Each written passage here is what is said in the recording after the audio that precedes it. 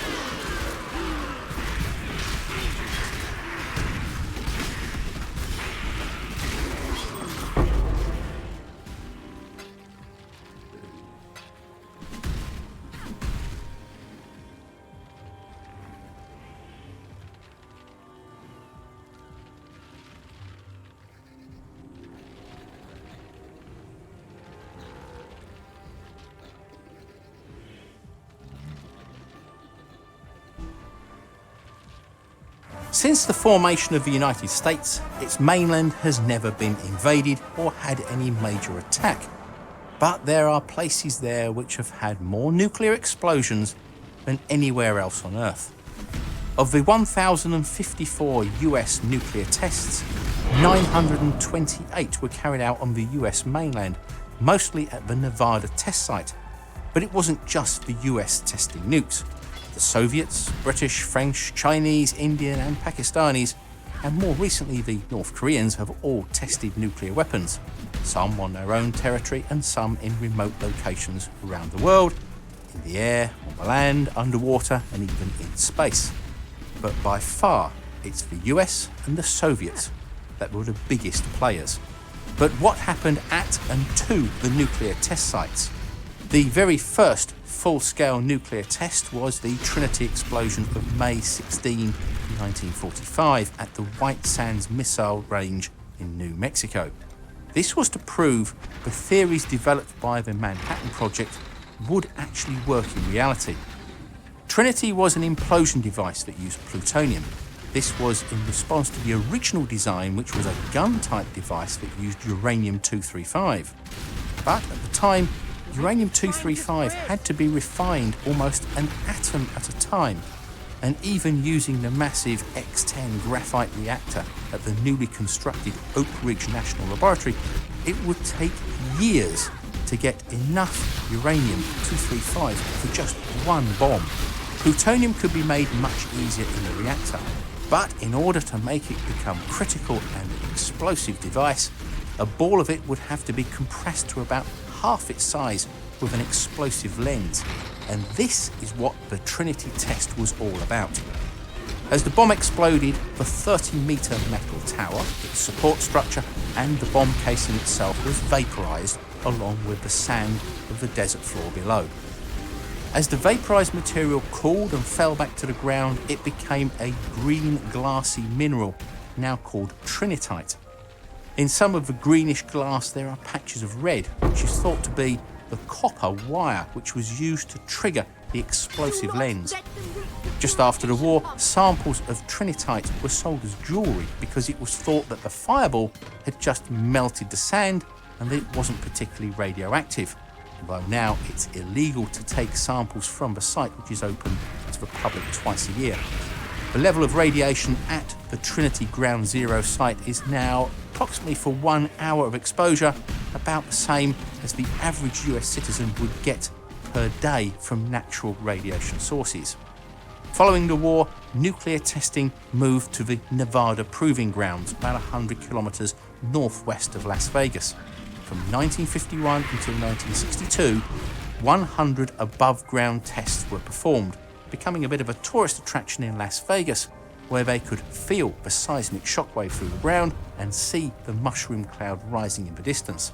At the time, even though the effects of radiation were becoming much more well known, little was done to reduce the fallout. But it wasn't just bombs which they tested. The government wanted to know how buildings, infrastructure and people might fare if there was a nuclear attack. So they built typical American houses, fully furnished. Industrial buildings, parts of bridges, electrical supply stations, even bank vaults in the test zone, and exploded nuclear devices nearby. They tested different types of concrete and building materials to see which would be more resilient. In fact, many of the building codes now in use today are based on the results of these nuclear tests. As part of the government's attempts to reassure the public that things like their money and valuable documents and records would be safe in the event of a nuclear attack, Edwin Mosler, the president of the Mosler Safe Company, whose biggest customer was the government, built an armoured vault on the Frenchman Flats test area near a 37 kiloton test to prove that it would withstand the heat and blast, which it did, and it's still there today, minus the door, which was removed afterwards. Airbursts are considered cleaner than ones just above the ground because if the fireball reaches the ground, soil and other materials are sucked up into the fireball and mixed with the nuclear elements to make a highly radioactive cloud that can travel for hundreds of kilometres. In 1953, a 32 kiloton device nicknamed Harry was detonated. The device later became known as Dirty Harry because this test generated more fallout than any other US continental test. Due to an error and an unexpected change in the wind direction, the fallout was blown over 200 kilometres and over the city of St. George, Utah, where the people said there was an oddly metallic sort of taste in the air. But the prevailing winds carried the fallout from many of the Nevada tests over southern Utah. But the effects were spread across much of the mid-US, affecting over 3,000 counties and causing a marked increase in the number of cancers from the mid-1950s up until the early 1980s. As of 2014, the US government had approved 28,880 claims for a total of $1.9 billion in compensation to servicemen at the test ranges and to the public who had been exposed to radioactive fallout. Because of the Partial Test Ban Treaty of 1963, atmospheric tests were banned and all testing went underground. The thinking was that if the test could be contained deep underground, there would be little or no fallout. But they could still contaminate underground water sources if poorly located. In this shot of the area from Google Earth, each one of the small circular marks is a subsidence crater formed as a result of an underground test. Some 828 were done this way. The biggest of these, which can be seen unaided from space, was part of Operation Plowshare to see if nuclear devices could be used in the peaceful use of excavating large areas of land quickly. The Sedan crater, which is 100 metres deep and 390 metres across, was formed by a 104 kiloton device detonated 194 metres underground in July 1962. The test displaced 11 million tonnes of soil, but the fallout, which spread northeastwards in two separate clouds as far as Iowa, was found to be too highly radioactive to make this a practical, peaceful use of nuclear explosions, in the US at least, but it has believed to have been used in the Soviet Union. Today, the crater can be visited and the levels of radiation are safe enough as not to warrant protective clothing. However, in the Soviet Union at this time, there was less of a concern for the health and safety of the rural population of Kazakhstan near the Semipalatinsk test site, which was also known as Polygon. The test site was created as a top priority on the orders of Stalin by the Marshal of the Soviet Union and head of the NKVD secret police, Lavrenti Beria, in 1947. The facilities were built on an 18,000 square kilometre area of a steppe in northeastern Kazakhstan with Gulag forced labour in what Beria said was uninhabited land, but actually had around about 1 million people living within a 160 kilometre radius of the site and had many villages much closer. Between 1949 and 1989, 456 tests were performed. Of that, 116 were above ground, either airdropped or on towers, the last of which occurred in 1962. The total yield of the tests over the site's 40-year history is equivalent to about 400 Hiroshima-sized bombs, or about 6 megatons. After the collapse of the Soviet Union and Kazakhstan became a separate country, the area was neglected and nuclear materials were left unguarded in mountain tunnels and boreholes, many of which were targeted by scavengers looking for scrap metal, but not necessarily knowing what they were picking up.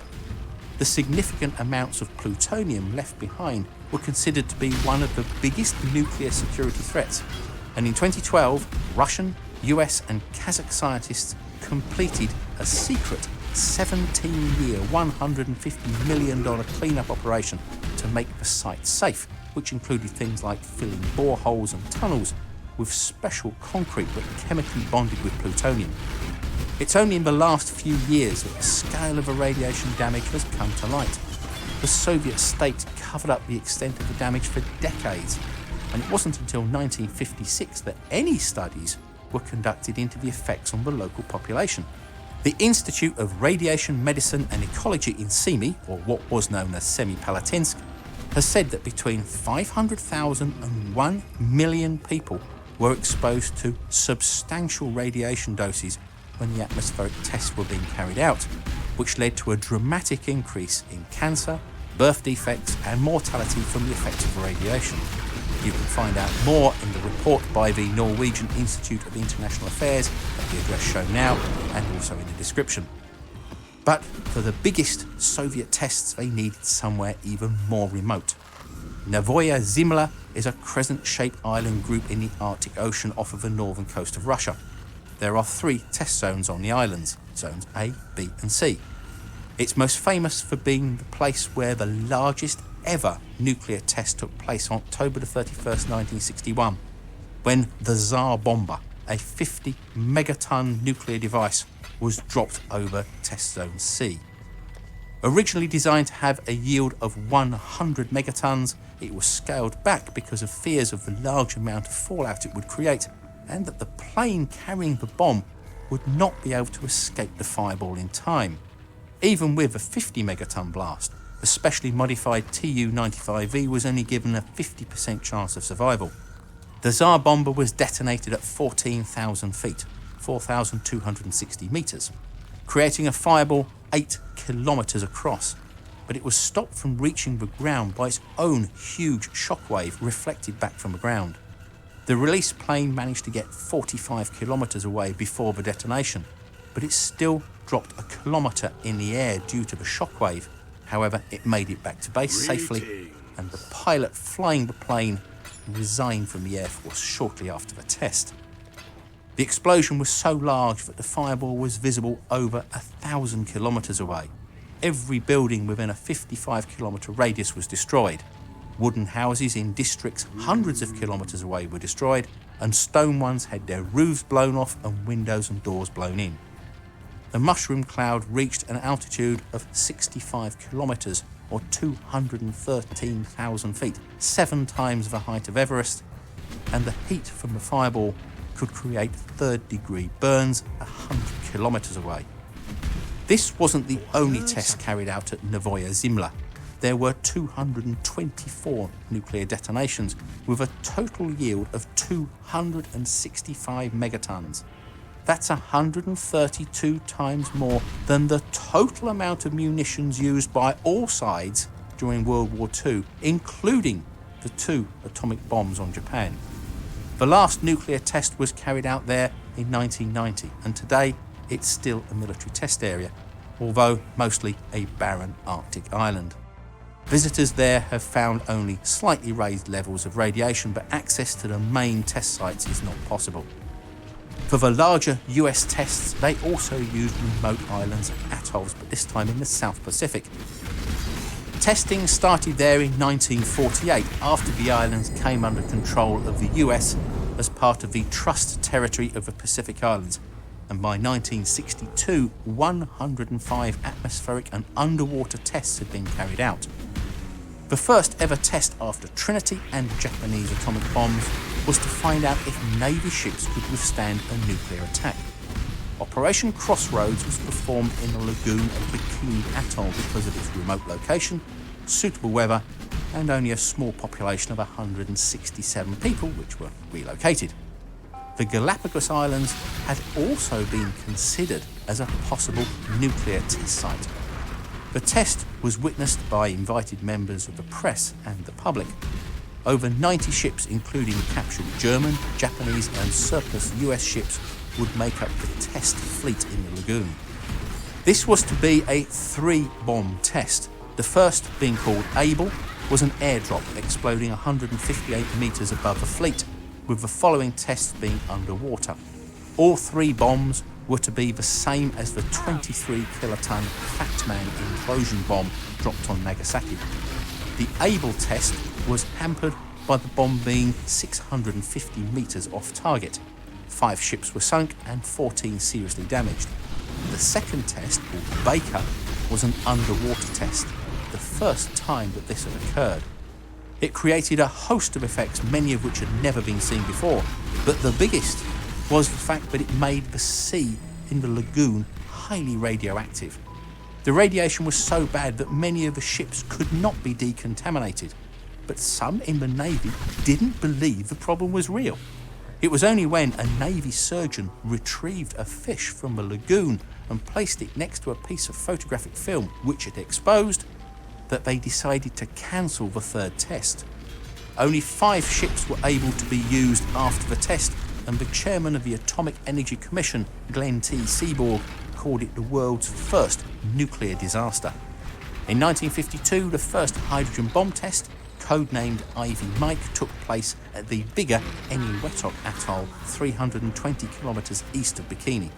This wasn't so much a bomb as a scientific experiment, as the hydrogen fuel had to be cooled with a massive cryogenic plant. When it was detonated, it produced a yield of 10.4 megatons. But over 8 megatons of that came from the fast fission of the uranium tamper, which created a huge amount of fallout and an underwater crater 1.9 kilometres wide and 50 metres deep. By 1954, the hydrogen bomb had been refined to become a device that could be dropped from a plane. And on the 28th of February, the first of 6 bomb tests were carried out as part of Operation Castle at Bikini Atoll. The Castle Bravo test was estimated to have a yield of 6 megatons, but due to an unexpectedly high performance of the lithium-7 in the design, it actually had a yield of 15 megatons, and to this day is the largest US nuclear explosion.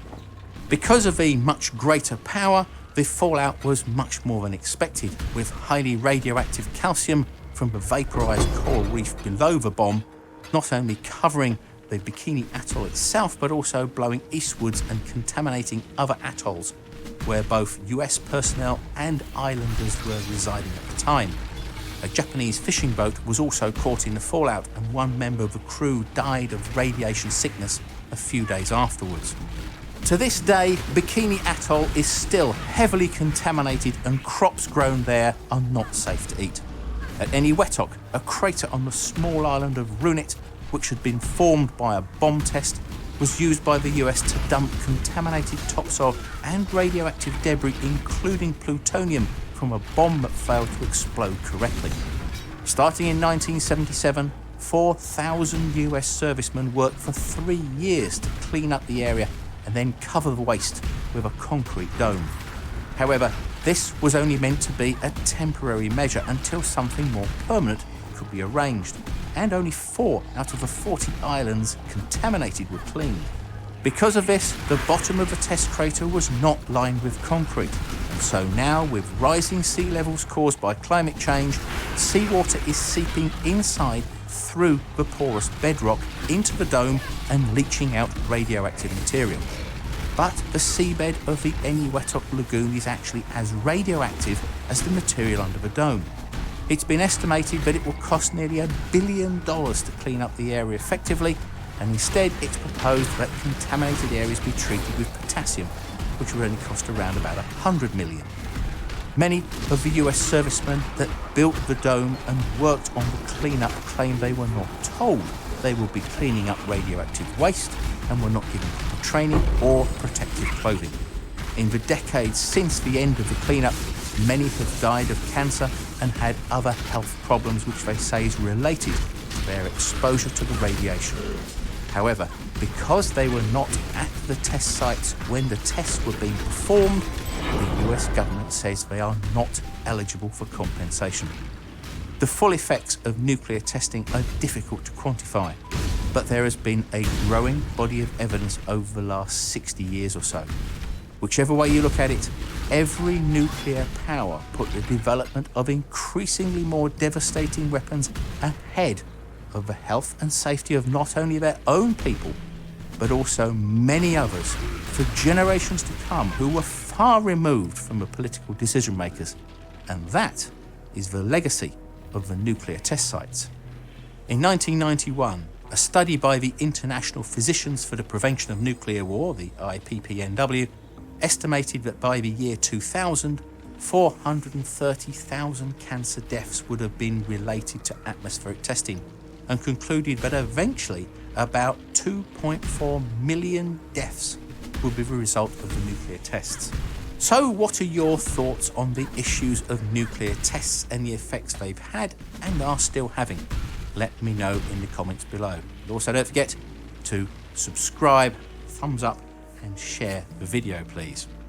Although the tests were the practical demonstration of the theories, the ideas themselves came from the brightest minds in maths and physics, using nothing more than slide rules and blackboards. But even the best had to start somewhere. If you want to develop your intuition in maths and science, then you need to check this out.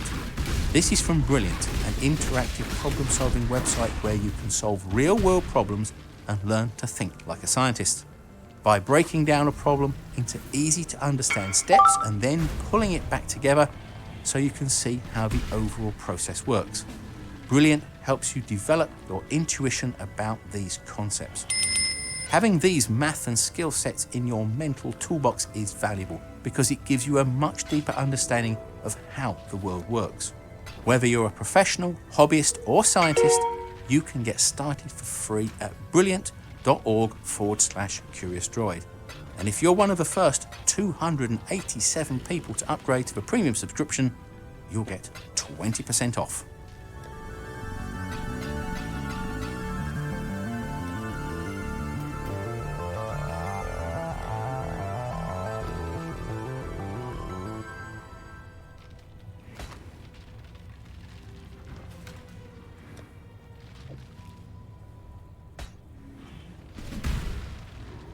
Hello.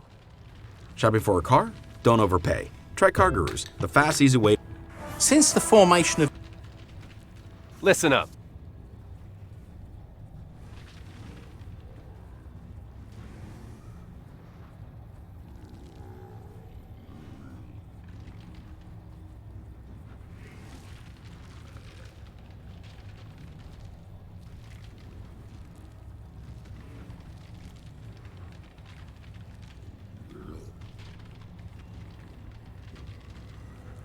Hi, it's me, Tim Dodd, the Everyday Astronaut. There's a new trend going around in the commercial space industry when it comes to launch abort systems. All three companies who are putting abort systems on their crewed vehicles have ditched that classic launch abort tower we've seen dominate abort systems in the past. Previous vehicles like the Mercury capsule, the Apollo capsule, and even the Soyuz capsule all used an escape tower that sat on top of the crew module, capable of pulling the vehicle away from a failing rocket in a hurry. And to make this topic even more interesting, we're seeing another trend in abort systems. SpaceX's Crew Dragon capsule and Boeing Starliner capsules both are using liquid-fueled abort motors instead of solid rocket motors. So today we're going to talk about the design considerations that have made SpaceX, Boeing, and Blue Origin ditch abort towers on their crewed vehicles, and we're also going to evaluate why the heck are Boeing and SpaceX going with liquid rocket motors instead of solid rocket motors? And with both SpaceX and Boeing having experienced serious setbacks and complications with their liquid-fueled abort systems, including the loss of a test vehicle, it raises the question, is it even a good idea? Now there's a lot of fun engineering decisions behind each and every system, so let's get started. 3, 2, 1, That's one small step for man. Contact with a test 1. Now, I've talked about abort systems quite a bit in the past. I have a video explaining why SpaceX's Crew Dragon capsule has fins on the trunk, which help keep it pointy end up and flamey end down in the event of an abort. And I have another video talking about why the Gemini capsule went with an ejection seat instead of a launch abort tower. So for a short rundown on mechanical abort systems, here's a brief overview. If you're sitting on top of a skyscraper full of explosive materials, it's generally considered a good idea to have a way to evacuate quickly if things go wrong. Now, the way abort systems originally worked was by having a trio of wires running down the entire length of the tanks of the rocket. If any two of them were severed, it triggered an abort system to fire up the motors and detach the crew module within a fraction of a second. The abort motors have to be powerful enough to pull the vehicle away from a failing rocket as quickly as possible. These systems can pull up to 15 Gs of acceleration for a few seconds. Now, I'm not saying that sounds like fun, but no, that actually sounds awful. That sounds like being hit by a semi-truck for a few seconds continually. Yeah, no thanks. And since the very beginning of human spaceflight, well, at least in the United States, engineers opted for a launch escape tower stuck on top of the capsule. You'll notice some fancy scaffolding with a few really powerful rocket motors attached to it on top of the Mercury capsule, the Apollo capsule, the Soyuz capsule, China's Shenzhou capsule, as well as the upcoming Orion capsule and India's Gaganyaan capsule. All of these vehicles also use solid rocket motors in the abort system because solid rocket motors are very powerful for their size, they can be lit in an instant, they're simple, and are relatively safe to have sitting around idle. This configuration with a tower is called a tractor or a puller system, since the motors are in front of the vehicle and they pull the vehicle free as opposed to most rocket motors, which are at the bottom end of the vehicle and they push it. The three newest capsules that will be carrying humans to space have opted to ditch the tractor abort systems and go with a different approach called a pusher system.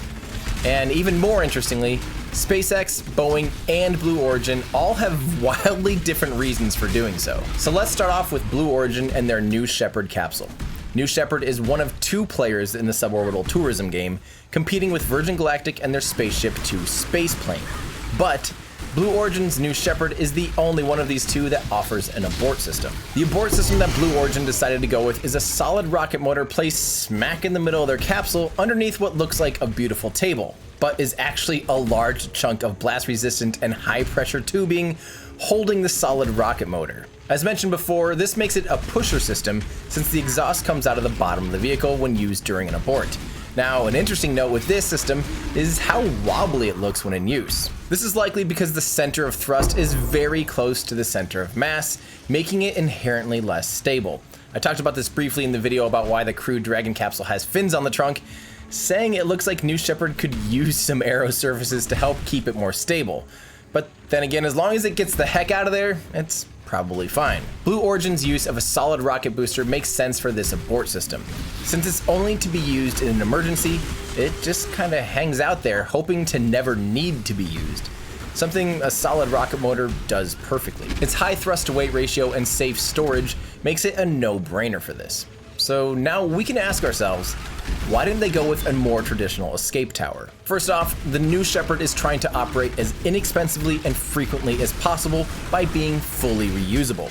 Its booster very impressively lands itself propulsively, and the capsule relies on safe and reliable parachutes to make a soft touchdown. The name of the game is little to no refurbishment. A launch abort tower is traditionally jettisoned once its useful window of operation has passed to free up dead weight from the vehicle.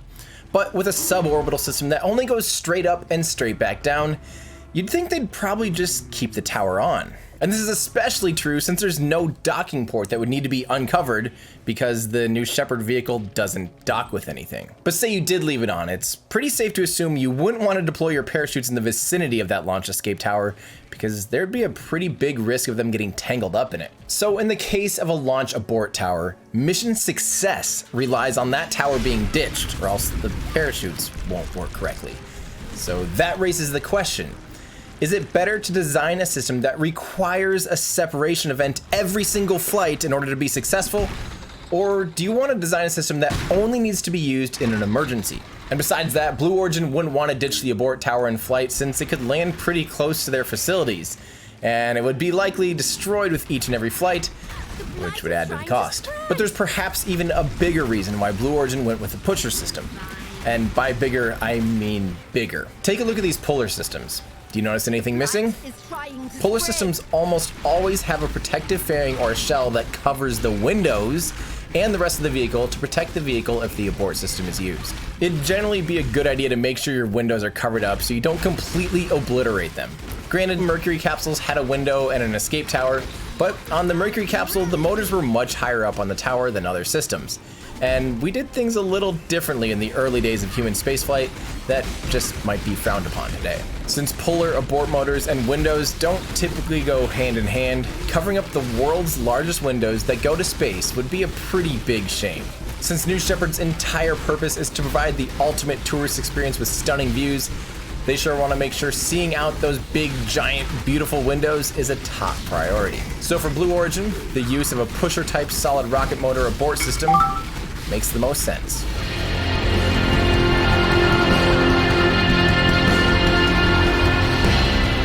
Next up, let's talk about Boeing's Starliner and SpaceX's Crew Dragon capsules, which both were designed for NASA to send crews up to the International Space Station.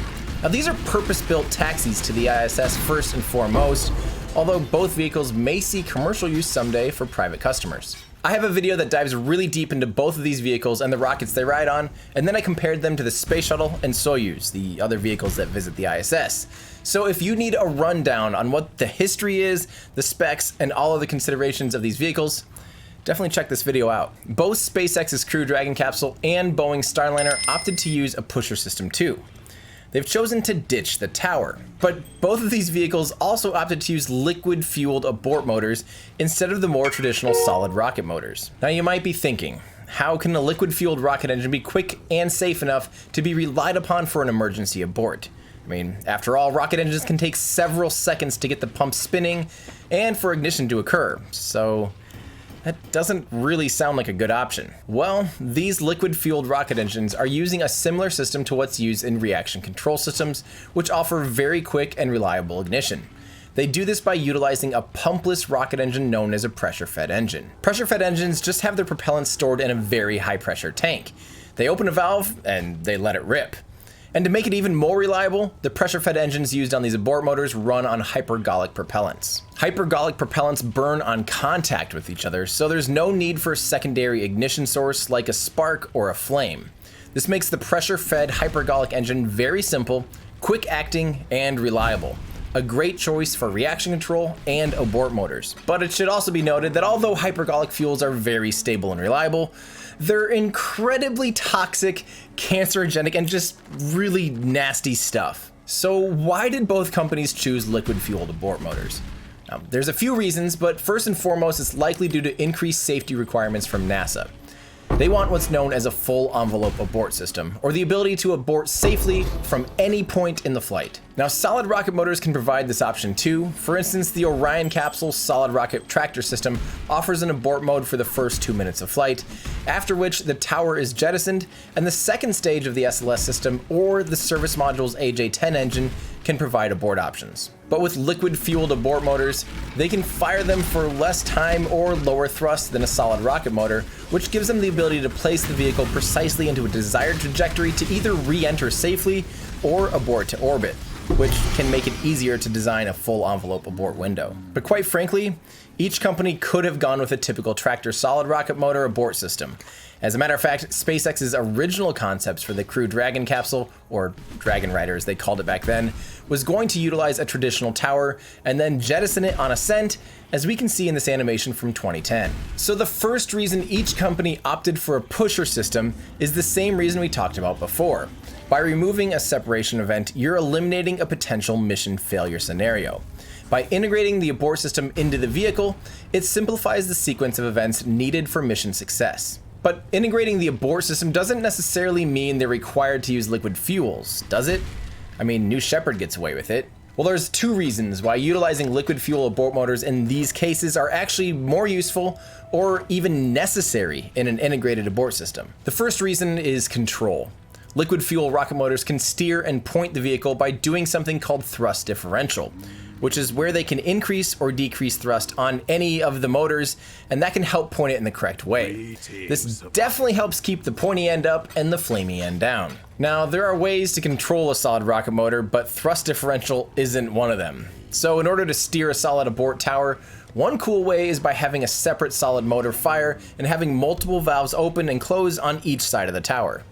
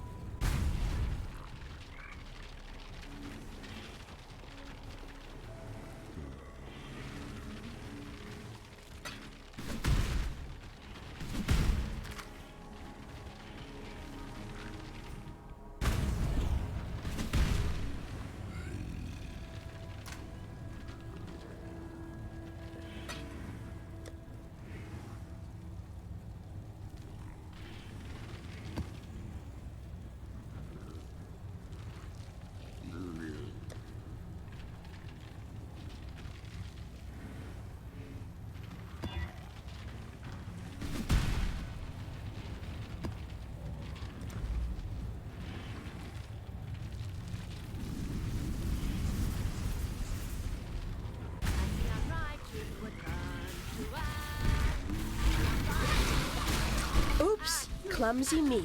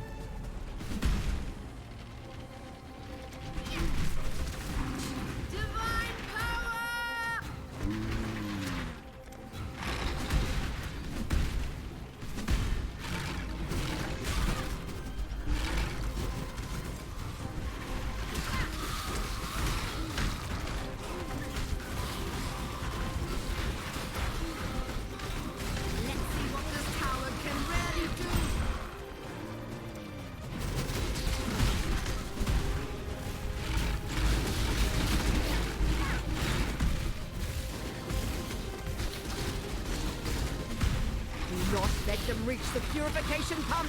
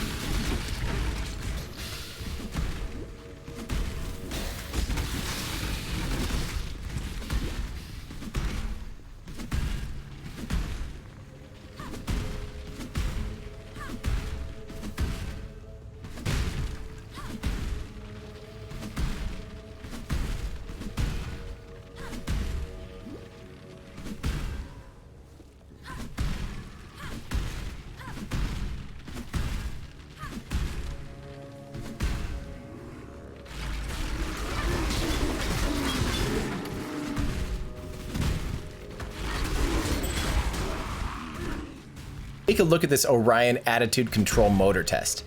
Inside there is a solid rocket motor that lights and cannot be turned off once activated. But in order to provide steering, they can vary how much thrust comes out of any of its 8 valves. To provide neutral input, they just open up all 8 valves equally, which then will produce no change in direction. They then stick this unit really high up on the abort tower to provide maximum leverage over the vehicle, which helps provide ample control during the abort. I think this is really cool. In a pusher system, there's no tower to provide leverage, so you can't put control surfaces up there. So using a solid rocket motor that can't provide thrust differential can be a bit of a no-no. But there's actually another reason why you can't use solid rocket motors on these two vehicles. And that's because these vehicles visit the International Space Station. And because they visit the International Space Station, the abort motors also visit the station. This means 32 times a day, the vehicle has extreme changes in temperature or thermal cycles. Now, hypergolics are happy as a clam and stable hanging out in these conditions. As a matter of fact, there's hypergolics on the station as we speak. But thermal cycling a solid rocket motor that much could potentially lead to some unintended booms. And that's definitely not a good thing when you're attached to the world's single most expensive piece of machinery with precious human lives on board. Okay, so why are they even bothering integrating the launch abort system at all? This all sounds like an awful lot of trouble. Well, besides the simplicity of an integrated system not needing to separate, the two companies actually have very different reasons for their integration. Boeing modified some Aerojet Rocketdyne RS-88 Bantam motors to run on the same fuel as the reaction control system that is part of their service module of Starliner instead of the alcohol and liquid oxygen they normally use. The service module also houses the solar panels and radiators of the vehicle. By using the same fuel for the abort and reaction control systems, it means in a nominal mission, the abort system obviously isn't utilized, which means the extra propellant can be used for other things. Besides having more fuel for orbital maneuvering, you also end up with spare propellant to potentially help reboost the International Space Station. Now, this is something only Russia's Progress resupply vehicle and the Cygnus cargo vehicle can currently do, but the retired space shuttle and the ATV vehicle could also do it previously. Having the ability to reboost the station is definitely a nice selling point, although we don't have any confirmation whether or not Starliner will ever perform this maneuver, but at least having it isn't a bad option at all. But now for SpaceX, perhaps their biggest reason why they didn't want to ditch their motors is because they designed the Dragon capsule to be reused as much as possible. This means by integrating the abort motors with the capsule itself, they would recover them with each flight. But ironically, the Dragon capsule is less reusable than the Starliner since the Crew Dragon capsule splashes down as opposed to the Starliner, which will land on land. This means the Crew Dragon capsule will never be reused for crew and will only be reused as a cargo vessel. And what's even more ironic is the Starliner, which lands on land and can be reused up to 10 times, ditches its abort motors with each and every flight, as the service module which houses the abort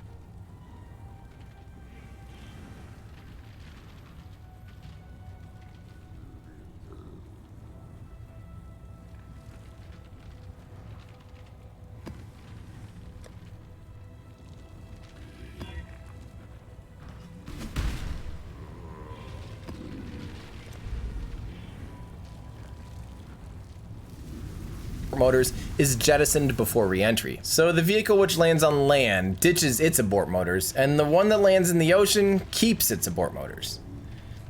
That's interesting. But the main reason why SpaceX's Crew Dragon has the Super Draco liquid-fueled abort motors in the first place isn't just for abort options. They originally intended to land the Dragon capsule propulsively. Yes, that's right, they originally intended to land the Dragon capsule much like SpaceX lands its Falcon 9 and Falcon Heavy rockets, riding pillars of flames. It's so cool. And now the original reason for landing propulsively was for rapid and easy reuse of the vehicle. Not only that, but they also wanted the Dragon capsule to land on Mars. SpaceX's original goal with Dragon was to land it on Mars for a mission dubbed Red Dragon, but the whole propulsive landing idea got scrapped. SpaceX gave up on pursuing propulsive landing with the Dragon capsule mostly because NASA really wasn't interested in the concept, as it would require far too much additional work to certify. So now that we've talked about why each company ditched the tower, and why both Boeing and SpaceX has opted to use liquid-fueled propellants for its launch abort systems, it raises the question, is it even a good idea? Both Boeing and SpaceX have had problems when testing their liquid abort systems. Boeing experienced an anomaly with a Starliner test vehicle in 2018 when preparing to do a pad abort test, where the hypergolic fuels leaked out of the vehicle. SpaceX had something a little more energetic happen in 2019 when preparing to do a static fire test prior to an in-flight abort test with their recovered DM-1 Crew Dragon capsule. In my opinion, these issues will all get worked out. I mean, these fuels used in these systems are the same or very similar to almost all orbital spacecraft. I mean, after all, satellites often use hypergolic fuels and a liquid motor to do their orbital maneuvering. The space shuttle had hypergolic fuels for its orbital maneuvering system, and hypergolics are already used on Dragon 1 for well over a dozen missions, and there rarely has been any issues with these systems. In general, these systems can be safe, simple, and reliable.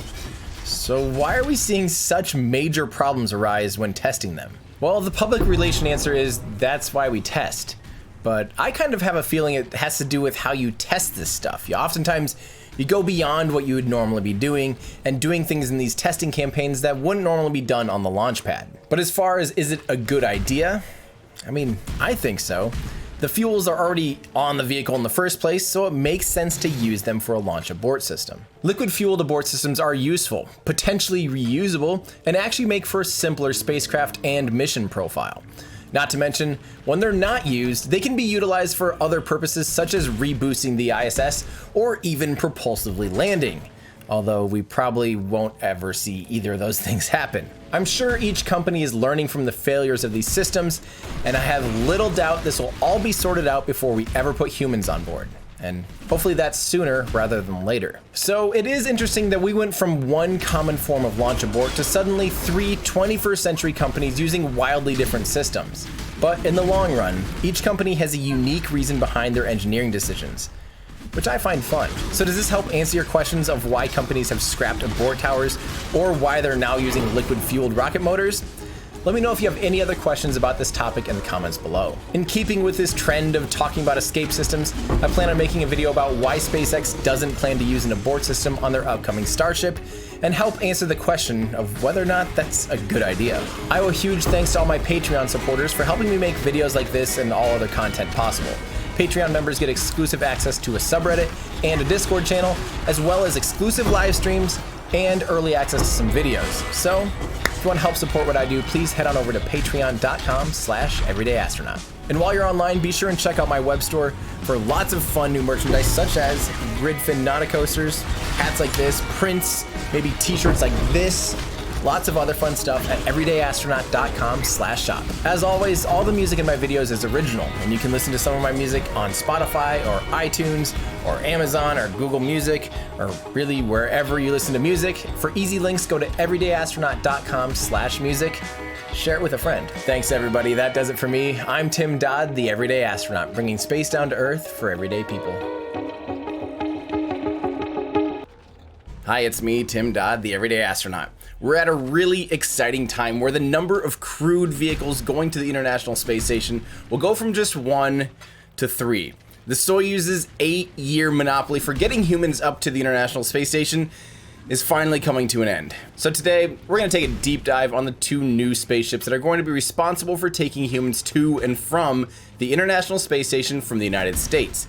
So we're going to compare the Boeing Starliner riding an Atlas V rocket to SpaceX's Crew Dragon on their Falcon 9 rocket. And to see how far we've progressed in the world of human spaceflight, we're also going to compare all of these systems alongside Russia's Soyuz capsule and the United States' retired space shuttle in a side-by-side comparison. We'll take a look at the designs, the rockets they ride, the dimensions, the cost, the safety considerations, and any other unique feature that each vehicle offers. Considering I've been up close and personal with SpaceX's Crew Dragon capsule and Boeing Starliner, I think I've got some pretty good insight on these vehicles. Let's get started. 3, 2, 1, That's one small step for man.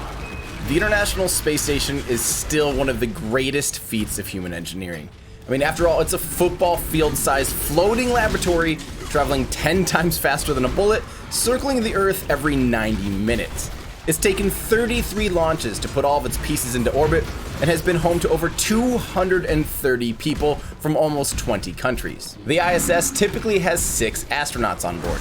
Crew are sent up in groups of 3 and usually reside at the station for 6 months. There is typically a 3-month overlap for existing crew and newly arriving crew. But since the space shuttle program ended in 2011, there's only been a single ride to the ISS. That's Russia's Soyuz vehicle. But we're coming up on a really exciting time as the United States prepares to send US astronauts to the International Space Station from US soil on 2 brand new spaceships. And what I think is most exciting is NASA has hired private companies to do the development and the operations in a new program called the Commercial Crew Program. The 2 companies that won the contracts are SpaceX and Boeing. I'm not really going to get into how the Commercial Crew Program got started or has progressed in today's video. I mostly want to talk about the hardware, starting off with Boeing and their Starliner. Boeing started designing the Starliner, originally known as the CST-100, in 2010 after winning a contract from NASA for the CC-DEV program. The Starliner is a traditional truncated cone capsule design, much like previous spacecraft from the United States. It can carry up to 7 astronauts at a time, although NASA won't use more than 4 seats at a time. The Starliner will be the first orbital capsule to land on solid ground in the United States. Now, this is similar to how the Soyuz capsule lands, and also how Blue Origin's suborbital New Shepard capsule lands. There are 5 landing sites proposed in the western United States, but the 2 prime sites will be the US's Army White Sands Missile Range in New Mexico, and the Army's Dugway Proving Grounds in Utah. Starliner will land using parachutes and a set of large airbags. A pair of drogue chutes are deployed at about 9 kilometers in altitude, followed by a trio of main chutes at 3.6 kilometers, and at 1.5 kilometers in altitude, the heat shield is ditched and the 6 airbags are inflated. These airbags serve a dual purpose. In nominal cases, the airbags will soften the landing when landing on land, and in off-nominal cases, like an abort or an emergency re-entry, the airbags offer buoyancy and balance for water landings. Touching down on land will allow the Starliner an easy path to refurbishment and reusability. Boeing is hoping to be able to turn one around in just 6 months and reuse them up to 10 times. That's definitely a good thing. Since the crew will land on solid ground, recovery of crew is quite different than a splashdown. On the edge of the landing zone, there will be a mobile data tracking vehicle, or MDTV, as well as a mobile landing control center, or MLCC, and a host of other recovery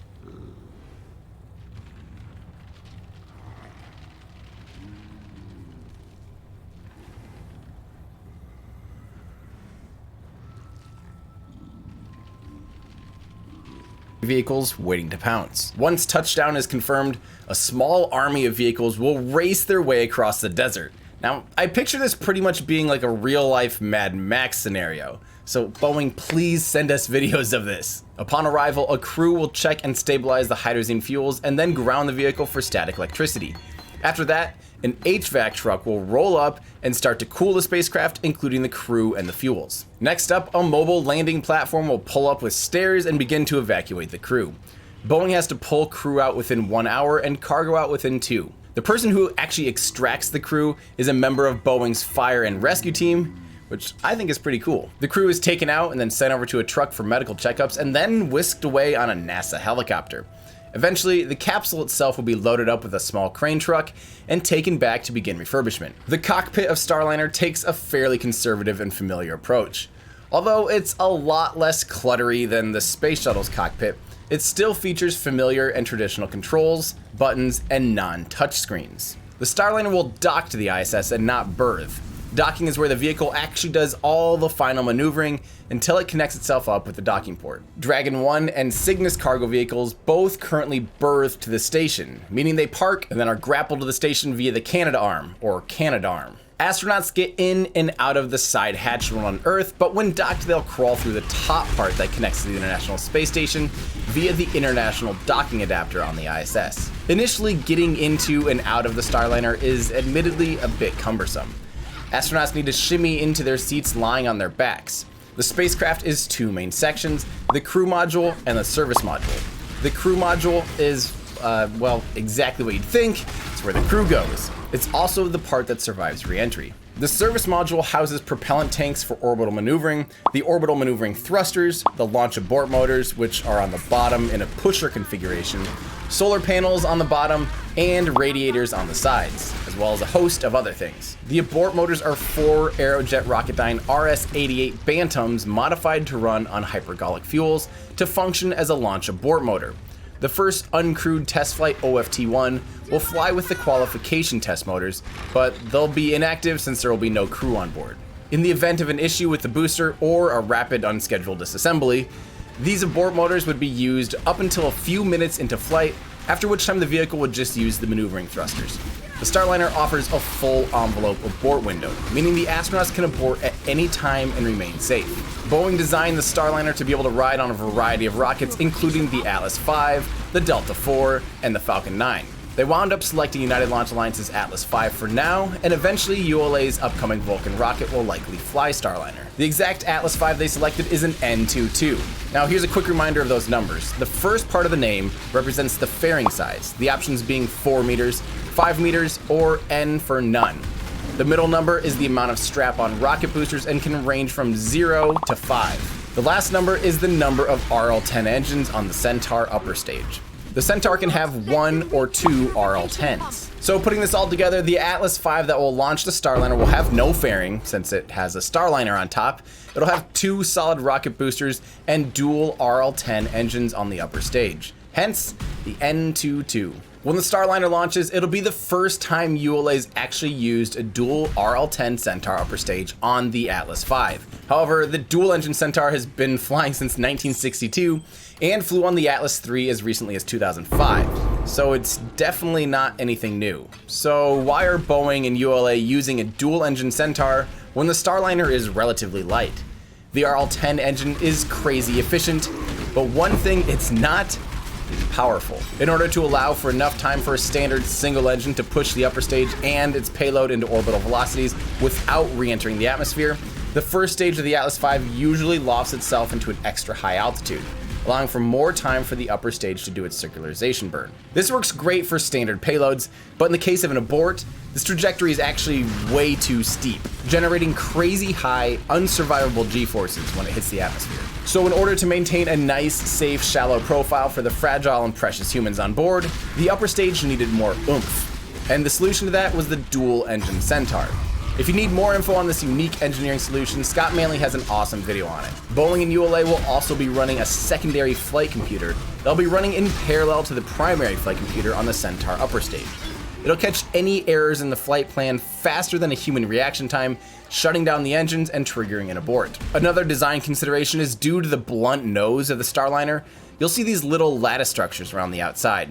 The Starliner was designed to be as stable as possible for re-entry, which means having a short and stout design. The lattice structure helps diffuse the airflow over the vehicle, helping to make sure there are no shock waves or inadvertent pressure areas over the lower portion of the vehicle on ascent. especially since the rocket actually tapers down to the skinny Centaur upper stage. They also added an aerodynamic skirt to ensure smooth airflow. Despite the Apollo spacecraft being a similar shape, the Saturn V it rode on top of kind of wedding caked out, tapering wider and wider, and therefore didn't have those design considerations. Starliner astronauts will take off from ULA's launch pad SLC-41 at Cape Canaveral Air Force Station in Florida.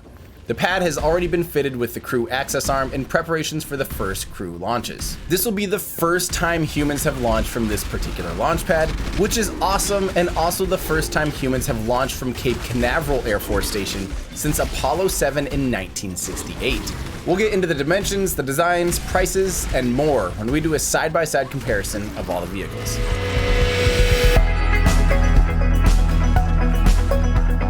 Now on to the other new spaceship, SpaceX's Crew Dragon or Dragon 2. Dragon 2 is the follow-up to SpaceX's very successful Dragon capsule that has flown cargo to and from the ISS since 2012. The Dragon capsule was originally called Dragon Rider when it was initially proposed to NASA for the CC Dev program. SpaceX was not selected for the first round, perhaps because the Dragon capsule had noses all around it, but SpaceX was selected during the second round of contracts. The original Dragon Rider capsule was essentially just a crew-rated version of their Dragon capsule, which at the time was getting ready for its first test flights to orbit and was already on contract to resupply the ISS, which it would later do in 2012. In 2014, SpaceX revealed the updated version of the Dragon capsule, which would carry astronauts at their headquarters in Hawthorne. The Dragon 2 was a massive redesign of the original Dragon capsule, including seating for up to 7 astronauts, although again, NASA won't be using more than 4 at a time for the commercial crew program. Dragon 2 was originally planning to also touch down back on land using the abort motors, assuming they weren't used for an abort, to come to a nice soft touchdown anywhere. However, due to a few reasons, SpaceX ditched propulsive landings and will do a parachute recovery and splashdown in the ocean, much like the current Dragon capsule. If you need to know more about why SpaceX canceled propulsively landing their Dragon capsule, I've already got you covered. The Crew Dragon's primary landing zone is the Atlantic Ocean, which is different from the current Dragon capsule, which has been splashing down in the Pacific Ocean since its first launch and recovery in 2010. SpaceX also filed to have the Gulf of Mexico be a contingency landing site too, which I believe would be a first. SpaceX has a pair of ships named Go Searcher and Go Navigator that'll be in charge of crew recoveries. Go Searcher features a hoist capable of lifting the Dragon capsule onto the deck and then offloading the crew. There's communication relays and a helicopter landing pad to get the crew home after splashdown. Go Searcher has been part of SpaceX's fleet for a while, aiding in the recovery efforts of Falcon 9 drone ship landings as well as Dragon 1 recoveries. Despite the ocean landings, SpaceX does have refurbishment and reuse plans for Dragon 2, although not quite like you might be thinking. Refurbished Dragon 2s won't carry humans again, but they'll eventually be used to carry cargo for CRS-2 missions. SpaceX already has experience refurbishing splashdown Dragon capsules, and has reflown 5 Dragon capsules to date, although according to Elon Musk in 2017, he mentions it's almost as expensive to refurbish the splashdown Dragons as it is to build new ones. But I'm sure since then they've implemented streamlined processes, which have helped made the efforts worthwhile. The design of the Crew Dragon capsule is extremely minimalistic. It's easy to see that the design was influenced by Elon, who likes things simple. The interior looks like the Tesla Model 3 of spaceships compared to Knight Rider's car kit. Some unique features of the interior are touchscreens and movable chairs. When Dragon 2 was first revealed, Elon sat in a seat and pulled the screen down to him. That's now reversed as the screens are stationary and the seats move up to them. Again, just like the Starliner, the Dragon 2 is designed to be fully autonomous, with manual overrides really only there as contingencies. But the Dragon 2 does something that the old Dragon 1 couldn't do, and that's dock. Getting into the Dragon capsule is done via the side hatch. Once you poke your head in, it's very spacious and minimalistic. It's easy to plop into the seat and get comfy. I actually really think this layout makes sense. Like the Starliner, the Dragon 2 is actually 2 sections as well. There's the crew module and the trunk. The crew module is again the part that holds the humans, but it also has the Super Draco abort motors integrated onto it. Since this portion of the spacecraft is recovered, the Super Draco motors are also recovered. Yay! Just like the Starliner, the Super Dracos run on hypergolic propellants and offer a full envelope abort window as well. The trunk is an unpressurized section of the spacecraft, just like it is on Dragon 1. This allows for the ability to take up larger components that wouldn't fit through the docking port, or items that are installed on the outside of the station. Items that are inside the trunk are retrieved via the Canadarm2 or another arm named Dexter. The trunk of the Dragon 2 offers a unique layout with stationary solar panels covering one side of the vehicle and radiators on the other side. The old Dragon 1 had extending solar panels. This makes sense because you want the solar panels to be facing the sun, and you want the radiators away from the sun. So, pretty cool design. The trunk also has some fins to help stabilize the vehicle in the event of an abort. And again, I already did a video all about this, so if you want to learn more about the fins on the Dragon and why they matter during an abort, check out this video. The trunk is detached prior to re-entry and burns up due to a lack of a heat shield. This allows for disposal of some on-station items as well.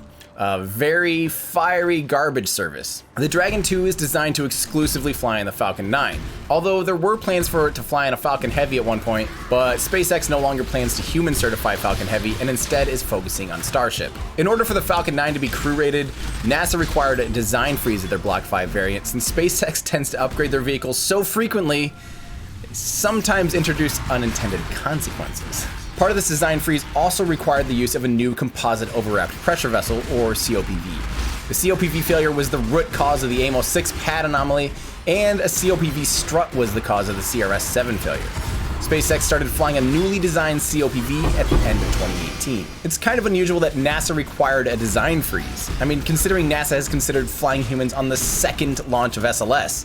Or even more crazy, there's even been talks of them putting humans on the first flight of SLS. But SpaceX is known to make changes all the time in the constant pursuit of improvement. So I think a safer, more conservative approach is a good idea when human lives are involved. The Falcon 9's flight profile with the crew also had to be altered compared to the cargo versions to ensure the safest profile in case of an abort.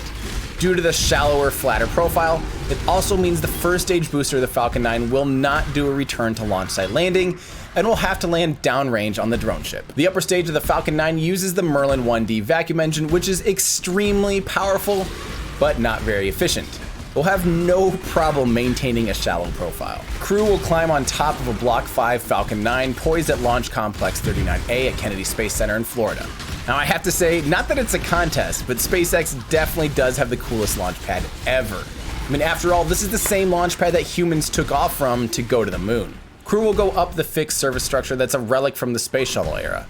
Although SpaceX has done a lot of work to remove the rotating service structure, repaint the tower, add cladding, and attach their mobile access arm. One thing that SpaceX will be doing that's completely new in the world of human spaceflight, and actually took some convincing to make NASA consider a valid option, is a load and go fueling procedure. Since SpaceX uses super chilled propellants, they need to load them up into the vehicle as late as possible so they don't warm up and boil off before the vehicle takes off. SpaceX actually continues to fuel the rocket up until just 3 minutes before liftoff. Now clearly 3 minutes isn't nearly enough time to get up the tower and strap the crew into the Dragon capsule and then leave the tower, so the crew will actually enter before propellant load and will remain on board while the vehicle is fueled up. I can clearly understand how this is different, but I actually feel like it's kind of a safer move. I mean, this means the astronauts and the ground crew never need to approach a fully loaded vehicle on the pad. Once fuel starts flowing, the crew is actually in the safest place imaginable, a tightly sealed pressure vessel armed with a powerful abort system. So despite the process of fueling up being pretty risky, the crew is in a very safe place. Can you imagine? This will be the first time in history a human ear will hear the sound of cryogenic fuel flowing into the vehicle. They'll hear all those creaks and strains of the vehicle as it comes to life. That's gonna be crazy. Another fun fact is the crew will arrive to the launch site in Tesla Model X's. Of course. Man, SpaceX will be putting on a new show, that's for sure. Now lastly, before we get to the direct comparisons, did you know both launch pads have an amusement park ride? Well, not quite, but each pad does have an emergency zip line capable of evacuating astronauts and ground crew in a hurry in the unlikely event of, say, a leak or a fire. While I'm sure there's limited use cases when this would even be remotely useful, it does look like it'd be pretty fun. Well, assuming you're not being chased by a fireball. Okay, wow. Enough of the rundown. It's time to compare these vehicles side by side and see how these new vehicles compare to the Soyuz and the Space Shuttle. So first off, let's just line these vehicles up side by side and compare their sizes. Yeah, the Space Shuttle orbiter clearly dwarfs these vehicles in size, That thing is huge. And because of its immense size, we're gonna focus in on just the crew module portion of the shuttle so we can see these other vehicles. But don't forget about the rest of it. We'll still be talking about the system as a whole, since the aft end is its service module and the cargo bay is similar in nature to the trunk of the Dragon capsule. Just way bigger. But notice how much bigger the Starliner and Dragon are compared to the Soyuz. So let's run through their dimensions, starting with their height. The Starliner stands 5 meters tall with a service module attached. The Crew Dragon is 8.1 meters tall with the trunk, and the Soyuz is 7.5 meters tall with the orbital module and service module attached. The space shuttle will show its length as height because that's the way it stood when it was on the pad.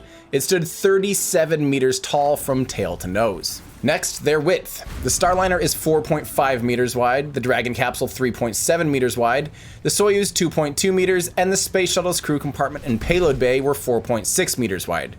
We'll ignore the wings for this comparison. I feel like we're gonna have a lot of asterisks when we compare these vehicles to the space shuttle, because that thing was a completely different beast. Next up, dry mass. Starliner is 13 tons, Dragon is 9.5 tons, the Soyuz capsule is shockingly light at 7.1 tons, and the space shuttle, yeah, you can imagine this is quite a bit heavier at 68.5 tons. As mentioned earlier, crew capacity for both Starliner and Dragon is 7, but again, NASA will only use 4.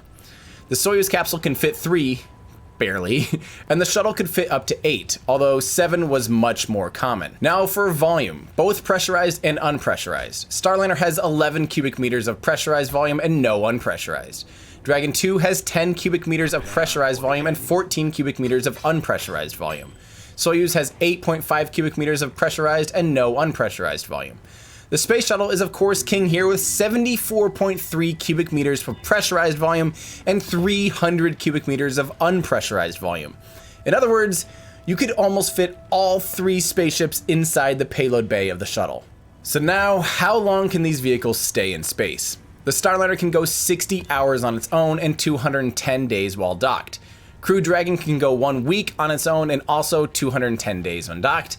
The Soyuz can go 30 days on its own and 180 days when docked. And the space shuttle couldn't go much beyond 17 days due to being powered by fuel cells. Next up, how about their abort systems? The Starliner and Crew Dragon both have a pusher type system that's full envelope, meaning they can abort safely at any time during ascent. The Soyuz has a polar or tractor system with an abort tower and fairing motors too, which also offers a full envelope escape. And of course, the space shuttle had no mechanical abort systems. And a quick little note here on abort systems, pushers push up from the bottom or the middle of the spacecraft, and tractors or polar abort systems pull from the top using a tower or something like that. Now, where do all these land? Starliner, Shuttle, and Soyuz all touch down on land, while Crew Dragon splashes down. Now, how about reusability / refurbishment ability? The Starliner is capable of up to 10 reuses. Crew Dragon is capable of reuse, but for now only as cargo variant. Soyuz is expendable, and the space shuttle was also reusable. So now the launch vehicles that get these to space.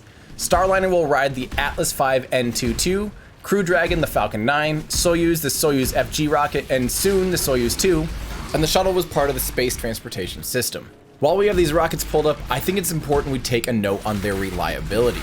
We're going to ignore partial failures and only talk about mission success, in which case the Atlas V really comes up on top at 100% success in 79 flights. The Falcon 9 has had 69 missions and has had 2 failures, one of them actually happening before the launch occurred, giving it a 97.1% success rate. The Soyuz is complicated because it's been flying since the 60s in some form or another, so in total it's 996 out of 1028 for a 96.9% success rate, but its newest variant, the FG, has only had 1 failure out of 66, making it 98.5% successful. And the shuttle had 2 failures out of 135 launches, also making it 98.5 successful. It should also be noted that thanks to the abort system, the 1 failure of the Soyuz FG led to no loss in life. And another quick note, this time about the use of solid rocket boosters. The solid rocket booster led to the loss of the Challenger vehicle, but that's not to say solids on their own are inherently more dangerous per se. The mixture of a solid rocket booster and the lack of a mechanical abort system is really what was dangerous. We've learned a lot since the space shuttle, and the Atlas V's use of SRBs is considered very safe. And due to the fact that the Starliner does have an abort system, if there was a failure, the crew would be able to get away from the rocket. So we really shouldn't compare the Atlas's use of SRBs to the Space Shuttle's use of SRBs. And now, where do all 4 of these launch from? Launch sites are Slick 41 at Cape Canaveral Air Force Base for Starliner. Right next door is the Falcon 9, which will launch from LC-39A at Kennedy Space Center. The Soyuz launches from Baikonur, LC-1/5, and the shuttle launch from both LC-39A and LC-39B at KSC. And lastly, we're going to talk about price per seat, and this one has a pretty big asterisk as well. Both Starliner and Crew Dragon have a price tag of $58 million per seat. The Soyuz capsule is now up to $82 million per seat, and the shuttle, well, this is a hard one. On paper, the shuttle would cost around $214 million per seat. But don't forget, the shuttle did a lot more than just take crew up. It often would carry an additional payload of 12 tons or more. So maybe it's fair to take that $214 million per seat per launch and then take 80% off, because 80% of the volume of the vehicle was dedicated to cargo. But maybe that's not fair either. So let's just say it's somewhere between $43 million and $214 million. The last thing I want to mention, but only for the Starliner and Crew Dragon, is their cost of development. So the Starliner received $4.8 billion and SpaceX received $3.1 billion in total. But this includes 2 demo launches and 6 operational flights from each company. Now, I don't really want to get into a spitting match over why each company got paid such different amounts, but it likely had to do with each company's proposal. Perhaps after SpaceX flies a few dozen astronauts, they can charge a little more for increased confidence from NASA. Kind of like how they're able to increase the price of the cargo resupply missions once they prove to be reliable and after they gained a better sense of the costs of running the program. So when it's all said and done, here's my opinion. First off, I couldn't be more excited to see an awesome pair of exciting new rides to space. It's about time. As solid and reliable as the Soyuz has been, it's about time humans have other, newer, and more comfortable options. As far as each system goes, I've got my opinions and I'll keep them short, because I already know the comment section will have plenty of opinions to go around. The Starliner is an awesome spaceship. It's very well thought out, and you can tell human safety is very much on top of mind for both Boeing and ULA. I'm glad to see they're going to be landing on land because I think it's cool, and I'm glad to see they can reuse the spacecraft. And I'm also happy the Atlas will finally be carrying humans again for the first time since Faith 7 launched with Mercury Atlas in 1963. And as advanced as the Starliner is, I do wish Boeing had gone a few steps more progressive. It feels like the spaceship is just a little conservative, and you can tell they didn't want to take any design risks or really push any boundaries. And unfortunately, when I gotta sit in it, it just feels a little stale and cold. However, aesthetics and ergonomics are a very, very minor part of the equation when you're putting humans in space. So now we come to SpaceX's Crew Dragon capsule. There's really no arguing that SpaceX made the better looking and downright sexy spaceship. It truly is stunning. And quite frankly, the radical departure from the norm really seems to have been pulled off brilliantly. Just look at how easy it is to get into this thing compared to the Starliner. And I have no doubt the Crew Dragon capsule didn't cut any corners in safety, considering they had to answer to NASA on every single millimeter of the thing. So when it comes to pure cool factor, I'm gonna have to give the leg up to SpaceX. After hearing from a few people who have used the touchscreens, we're talking about hardcore pilots here, they have voiced missing a more traditional control scheme, saying it does feel a little bit like flying an iPad. But lastly, seeing a Falcon 9 land after delivering crew to the ISS will be a nice cherry on top. And although of course it won't be landing back at Kennedy Space Center, I never get tired of seeing this. So no matter how you cut it, you can't go wrong. NASA hired 2 incredible companies to come up with some truly exciting new rides to space. NASA should be proud of this new program. It saved them money and now offers a variety of options. So now they actually have some overlap and redundancy in humanity's access to space. And although this video was intended to highlight the commercial crew program, to be perfectly honest, I wound up really appreciating the space shuttle more after diving into this. That thing was something really special. I mean, yes, of course it had its flaws, and it didn't quite live up to the hype of making spaceflight cheaper or safer, but boy, oh boy, did it have some unmatched capabilities. So great job NASA, Boeing, and SpaceX. I honestly couldn't be more excited for this new chapter of spaceflight. And don't you all worry, I'll be doing my best to bring it all to you guys. I'm planning to try to make it down to all the demo missions and cover them live in person. If you want to help contribute and ensure I can bring you the best coverage possible, considering becoming a Patreon supporter by visiting patreon.com/everydayastronaut, where you'll also gain access to behind the scenes content and exclusive live streams. If you want another fun way to support what I do, head on over to my web store at everydayastronaut.com/shop, where you'll find shirts like this and Gridfin Nautic coasters and prints of rocket launches and lots of other fun stuff. You can even find all the music in my videos, which is always original. And not only that, be sure and check out my new EP called 27 Merlins, which I wrote the music to the Falcon Heavy launch. That's right, when you watch that video, you are watching the straight video off of SpaceX's livestream. It has not been cut in any way. The music was written to all of the events of the flight. So it's a fun new way to experience launch. Definitely check it out right here on YouTube. Thanks everybody, that's gonna do it for me. I'm Tim Dodd, the Everyday Astronaut, bringing space down to Earth for everyday people.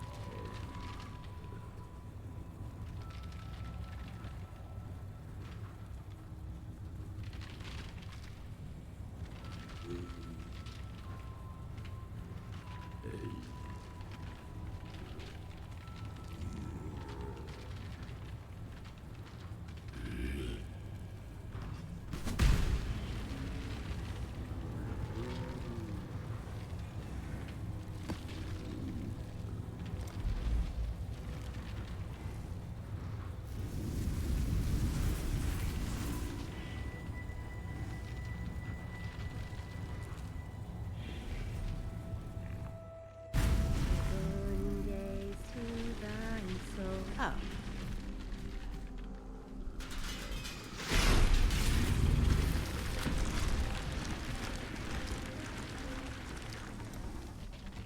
Divine power!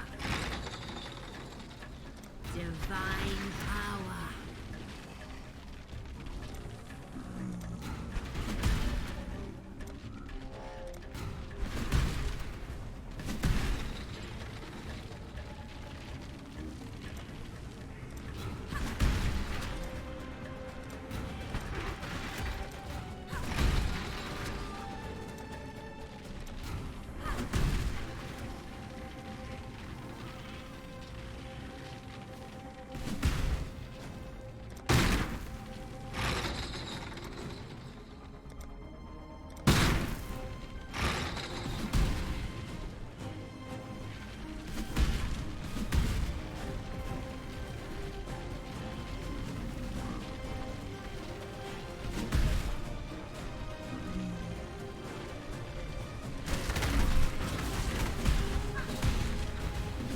Put out new mycelium! New roots!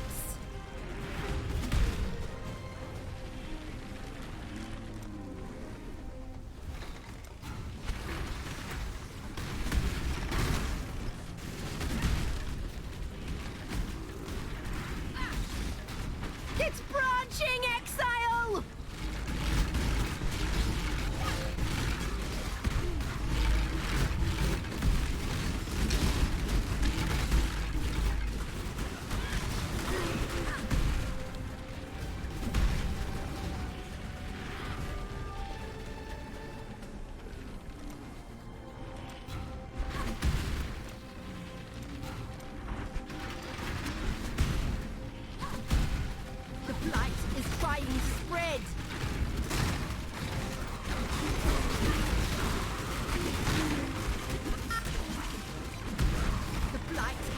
trying to spread.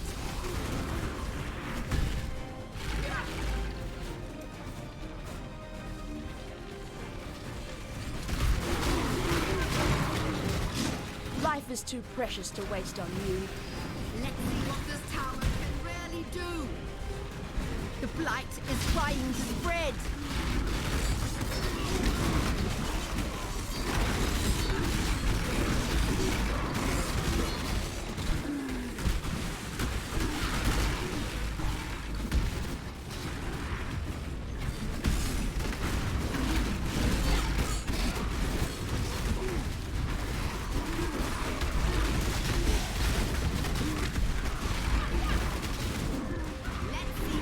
Put out new mycelium! Ugh, new roots!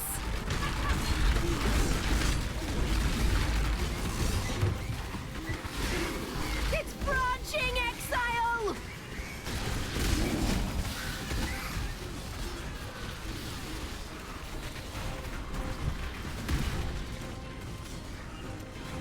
Divine power!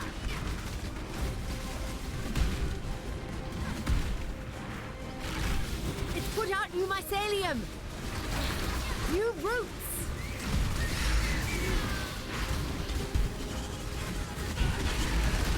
It's branching, Exile!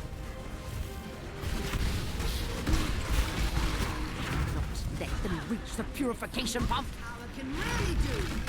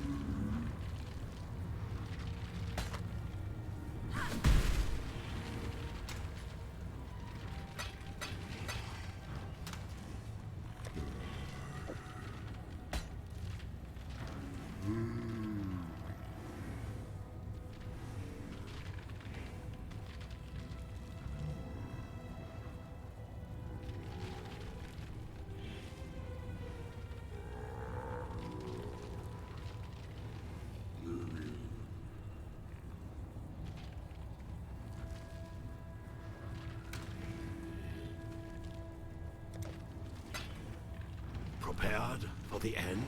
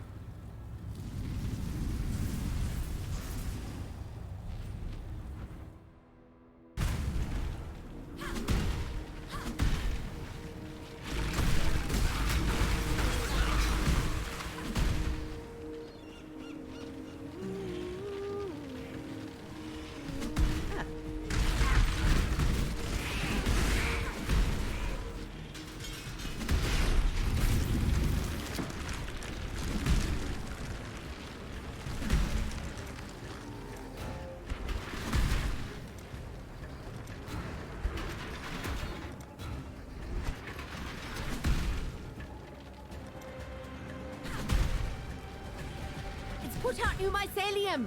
Ugh, new roots!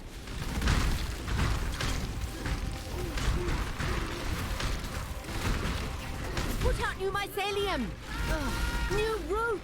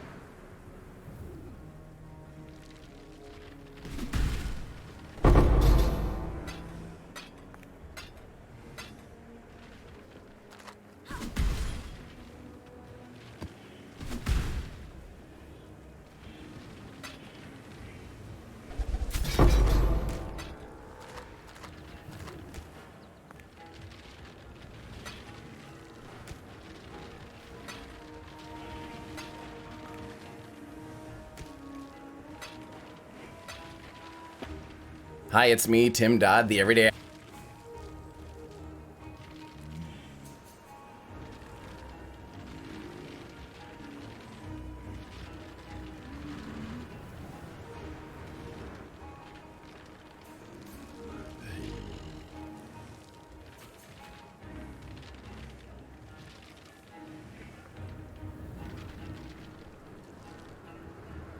Hi, it's me, Tim Dodd, the Everyday Astronaut.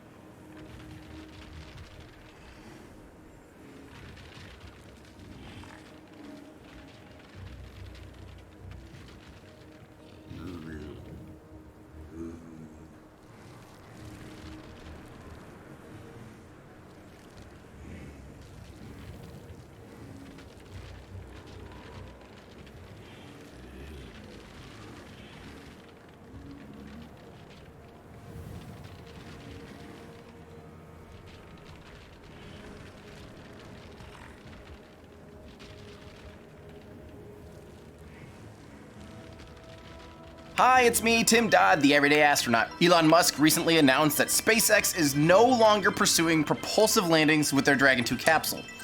Not on Earth, and not on Mars. And although this might be a bummer for those of us who love the thought of a truly sci-fi-esque spaceship landing, today we're going to talk about the challenges surrounding propulsive landings and why sending a Dragon capsule to Mars for a mission dubbed Red Dragon is no longer the best plan. Let's get started. 3, 2, 1, 0, and liftoff. One small step for man. To date, SpaceX has flown their cargo-carrying Dragon spacecraft to the International Space Station 12 times. And although we're just around the corner from seeing SpaceX launch the second generation of Dragon, Dragon 2, there's one key aspect that's been canceled: the ability to land itself using rocket engines instead of parachutes. This also means there are no plans to send the Dragon 2 to Mars. Now, before we get into why exactly SpaceX is moving on from propulsive landings, let's take a look at how the Dragon was born. Oh, there it is. It's just a little egg. Oh, and it hatched. Look how proud Elon is, little baby dragon. And there it is with its first bath. Look how clean it is out there in the ocean, all wet. The Dragon capsule has been with SpaceX almost as long as SpaceX has existed. In 2004, the budding aerospace company had yet to even launch a rocket when they first began to develop their Dragon spacecraft. At the time, SpaceX's plans were to get their feet wet by launching their first rocket, the Falcon 1. SpaceX also had plans to eventually build a more powerful version, a Falcon 1E, and a 5-engine rocket called the Falcon 5. Neither rocket left the drawing board. In 2005, NASA asked for proposals for an International Space Station cargo vehicle to replace the soon-to-be retired Space Shuttle. SpaceX submitted a proposal to use their Dragon capsule in March 2006, and later that year, NASA announced that SpaceX was chosen alongside Kistler Aerospace to conduct 3 demonstration flights. Come 2008, after 3 failed attempts to get a Falcon 1 into orbit, NASA would soon announce who would win the commercial resupply contracts. With SpaceX down to their last penny, literally everything fell on the shoulders of Falcon 1 Flight 4. Lucky for SpaceX and all of us SpaceX fans, on August 28, 2008, SpaceX prevailed to get their 4th Falcon 1 into a perfect orbit. Just 2 months later, perhaps due to increased confidence in SpaceX's abilities, NASA awarded a $1.6 billion contract to launch 12 flights to the International Space Station. The first Dragon capsule to fly on June 4, 2010 wasn't a full mission-capable version. Instead, to test basic functionality, SpaceX launched a stripped-down version known as a boilerplate.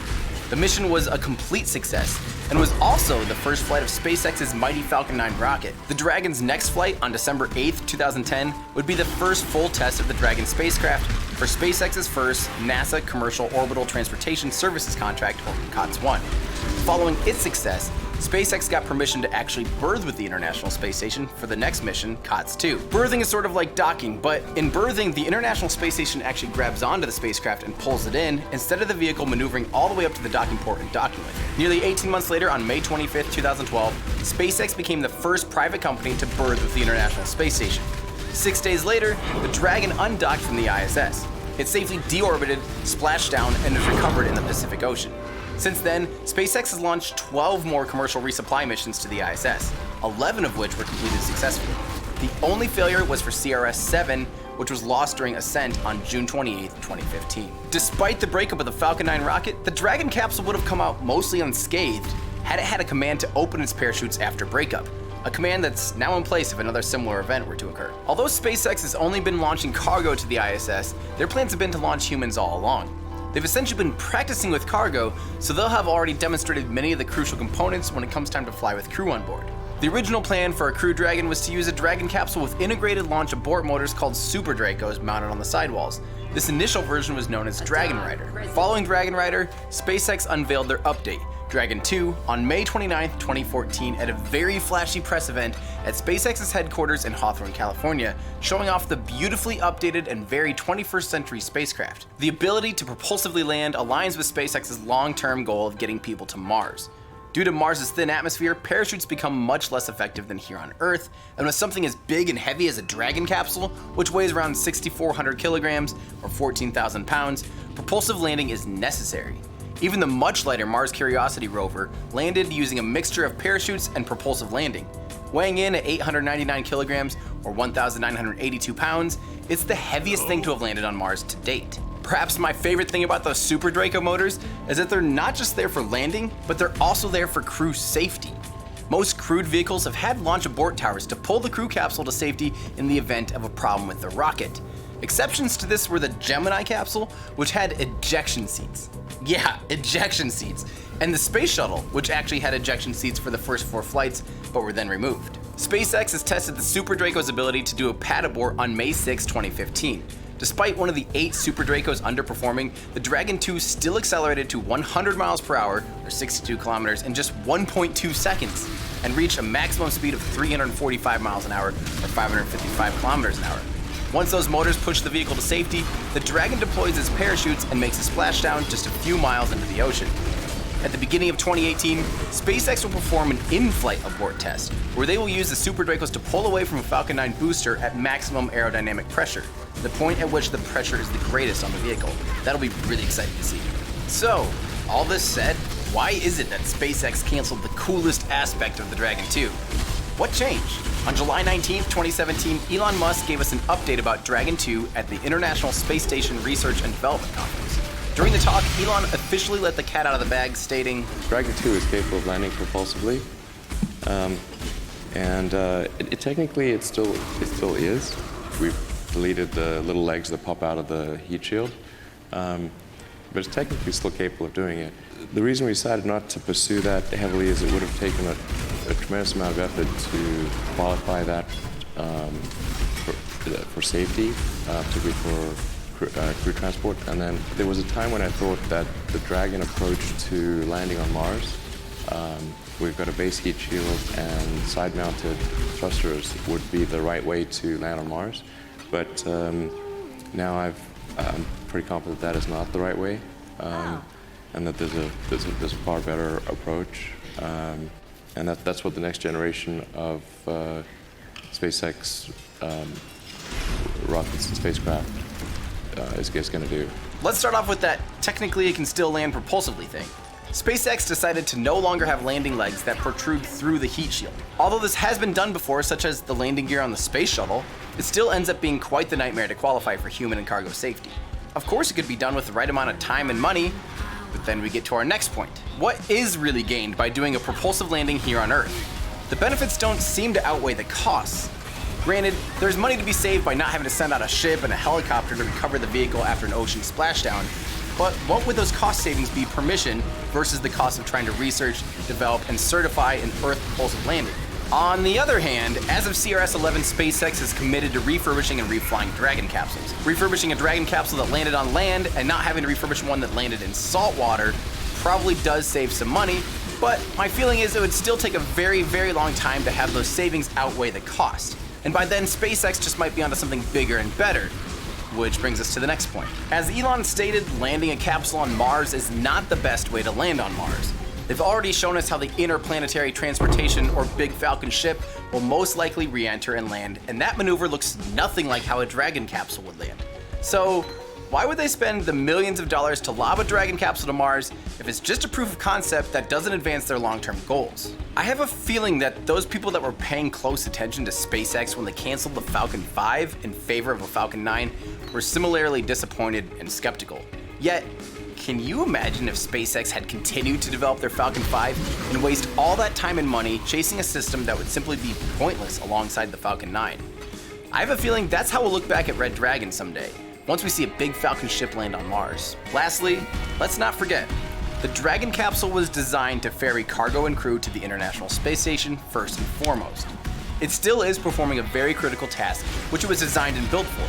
And although it's physically capable of doing more, perhaps a more refined and focused vehicle for interplanetary missions is all around a better and more sustainable plan. I have a feeling when Elon updates this year at the International Astronautical Congress on the Big Falcon rocket and Big Falcon ship, we'll gain a lot more perspective on why they're canceling Red Dragon. I'm honestly expecting them to show off a next generation vehicle that can function as a new workhorse here on Earth to make money, but is even more capable of missions to Mars.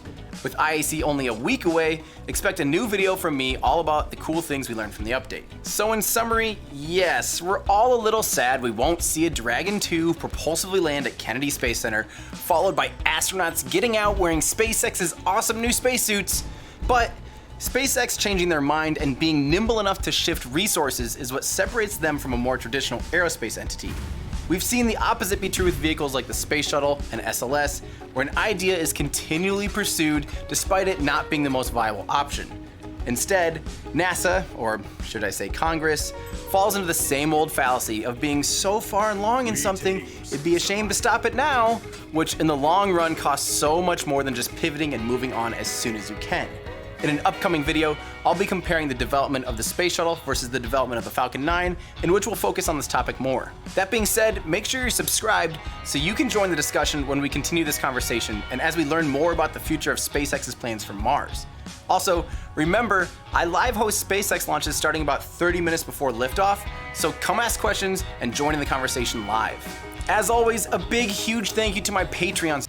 Ever since the earliest rockets, we've seen them working with a belt.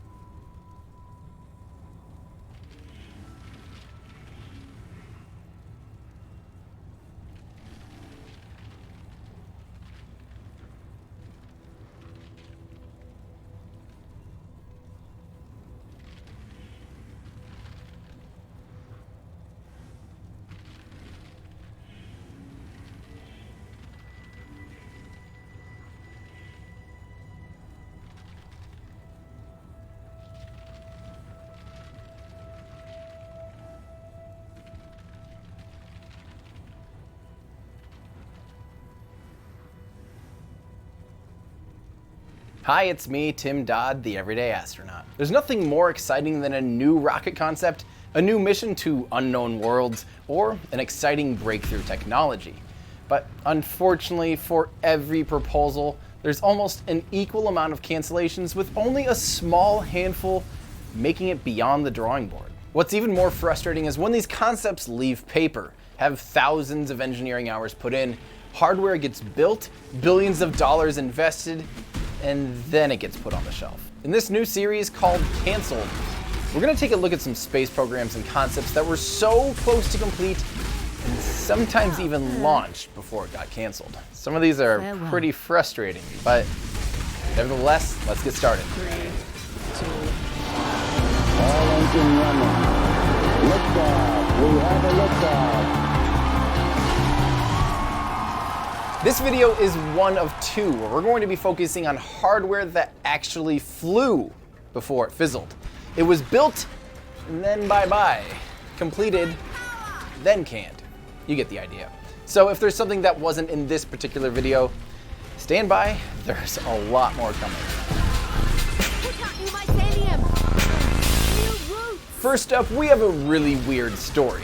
It's the tale of a country who went through all the trouble of engineering, building, and successfully flying an orbital rocket, only to cancel it right as it was proven to work. Hi, United Kingdom, I'm talking to you. In 1964, the UK government authorized a proposal submitted by the Royal Aircraft Establishment, RAE, for a rocket capable of putting 144 kilograms into low Earth orbit. Most of the rocket's technology and systems were from the Black Knight rocket, an intermediate range ballistic missile, who was built by the RAE. The Black Arrow was also lovingly called the lipstick rocket because, well, look at it. It stood 13 meters tall, 2 meters wide, and was 3 stages. The first stage had 8 engines that were fueled by RP-1 rocket fuel and hydrogen peroxide for the oxidizer. The second stage had 2 engines with the same fuel, and the third stage was a single solid rocket motor that was spin stabilized. The rocket launched 4 times, all out of Launch Area 5B at the Woomera Prohibited Area in Australia. And strangely, the spent boosters would land in remote areas of land and not splash down. Kind of like how Russia and China let their spent boosters fall all willy-nilly, potentially landing near people. Only this area is far more remote than Kazakhstan or China. The first launch on June 28, 1969 was a failure.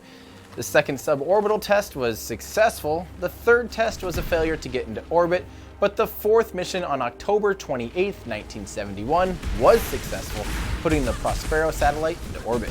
In 1971, only a few months before the fourth launch was scheduled, the program was canceled due to budgetary constraints and the fact that the American-made Scout rocket was cheaper, so they could just purchase those instead. There was also an offer from NASA to launch payloads for free.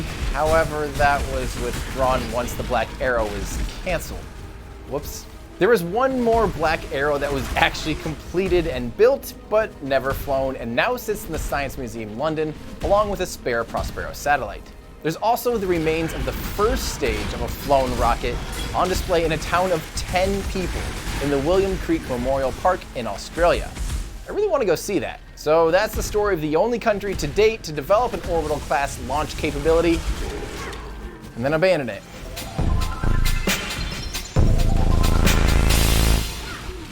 The Space Shuttle, one of the most iconic rockets of all time. Look at that thing, it's just gorgeous. And despite not quite living up to its promise of bringing down the cost of spaceflight, it sure did have some unmatched capabilities, such as repairing satellites, or maybe even more impressive, it could bring satellites back down from space. As a matter of fact, that military potential was so groundbreaking, the Soviet Union decided they needed a space shuttle as well. So, welcome the Buran, a more powerful, more capable version of the United States' space shuttle. And before we go any further, I've had people tell me I think it's pronounced Buran, so I'm gonna say that, but it might be Buran. I don't know. The Buran might look an awful lot like the space shuttle, but despite its looks, it was to perform the work in quite a different manner. The Soviet Union strapped the Buran to the side of the third most powerful rocket ever, the twice-flown Energia rocket. And again, I have no idea if it's Energia or Energia. That one. Construction of the Buran orbiters began in 1980, and the first full-scale orbiter saw the light of day in 1984. The striking resemblance to the United States' space shuttle is of course no coincidence, but it's not just some knockoff. Physics pretty well dictates the shape of vehicles, and the Soviet Union pretty quickly realized the US did their homework and followed suit. But despite the looks, they still had quite the engineering challenge ahead of them. They developed a fully autonomous system that could perform the entire flight and landing all by itself. They of course had to develop their own fuel cells, their own control systems, and then they strapped it to their massive Energia rocket, which was a mighty and super powerful beast. This meant the Soviets had developed a more flexible system by making the Energia capable of other payloads, and not just the Buran. Not only that, but the Buran was also eventually to be capable of some powered flight in the air, thanks to up to 4 jet engines at the aft end of the vehicle. Although it wasn't used on its orbital flight, they wanted to try to have 2 jet engines on the back for orbital missions, but that never quite panned out. This could have potentially offered some flexibility when trying to land. Unlike the space shuttle, which is completely a glider, it only had 1 shot at landing. Wherever you're pointing is pretty much where the thing's gonna land. The only orbital flight of the Buran, OK-1K1, took place 30 years ago on November 15th, 1988 at 3 UTC. It went off flawlessly, putting the Buran into space, boosting itself into a slightly higher orbit, and then returning to Earth after just 2 orbits. The Buran came back and had a perfect runway landing. And again, it did this 100% autonomously. Once it landed, it really looked quite fantastic.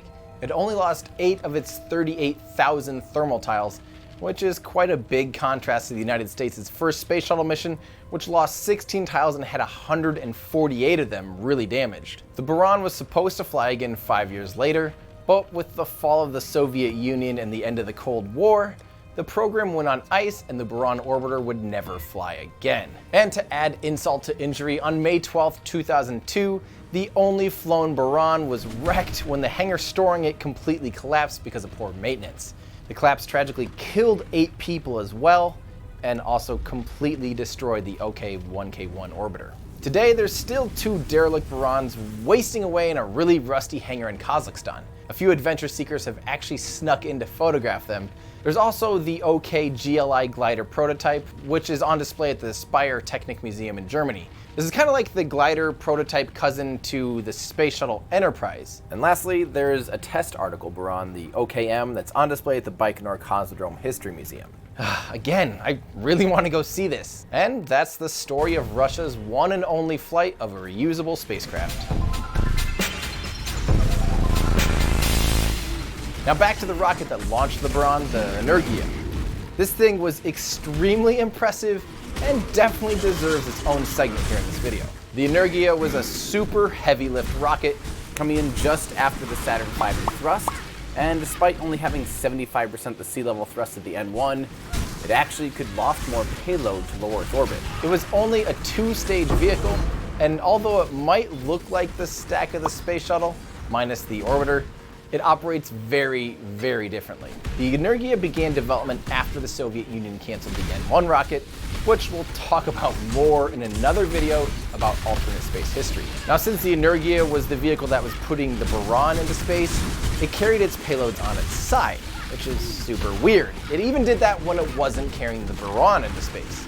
I think the coolest thing about the Energia is those side engines on the booster. Now, those are 4 liquid boosters as opposed to 2 solid rocket boosters like on the space shuttle, but these side boosters have the RD-170.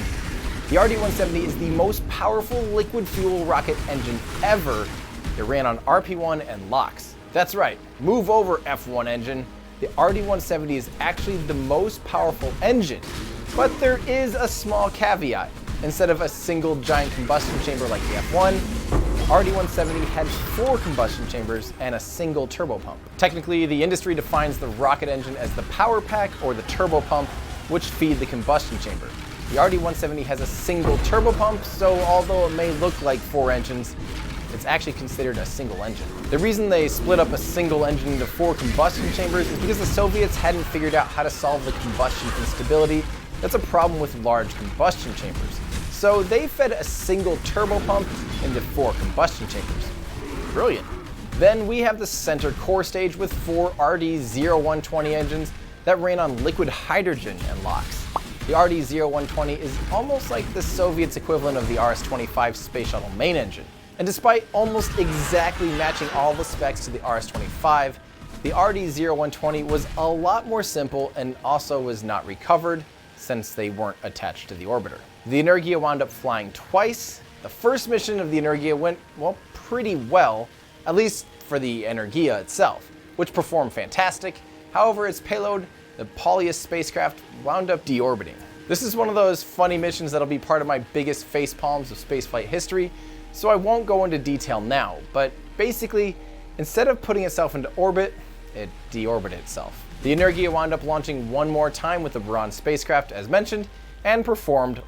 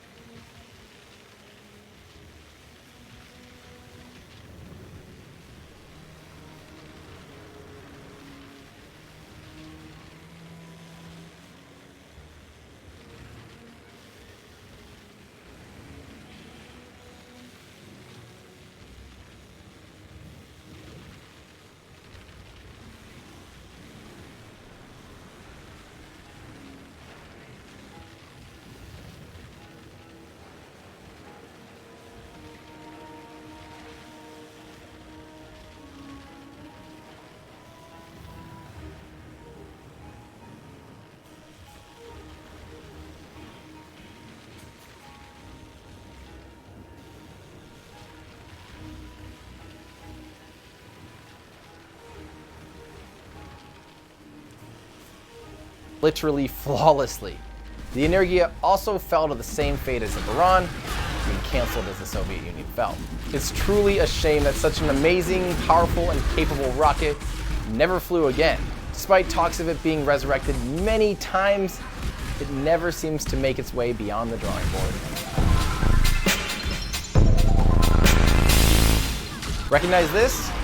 Yep, that sure is pretty much the solid rocket booster off of a space shuttle. So wait, what's it doing out there on the pad all by itself?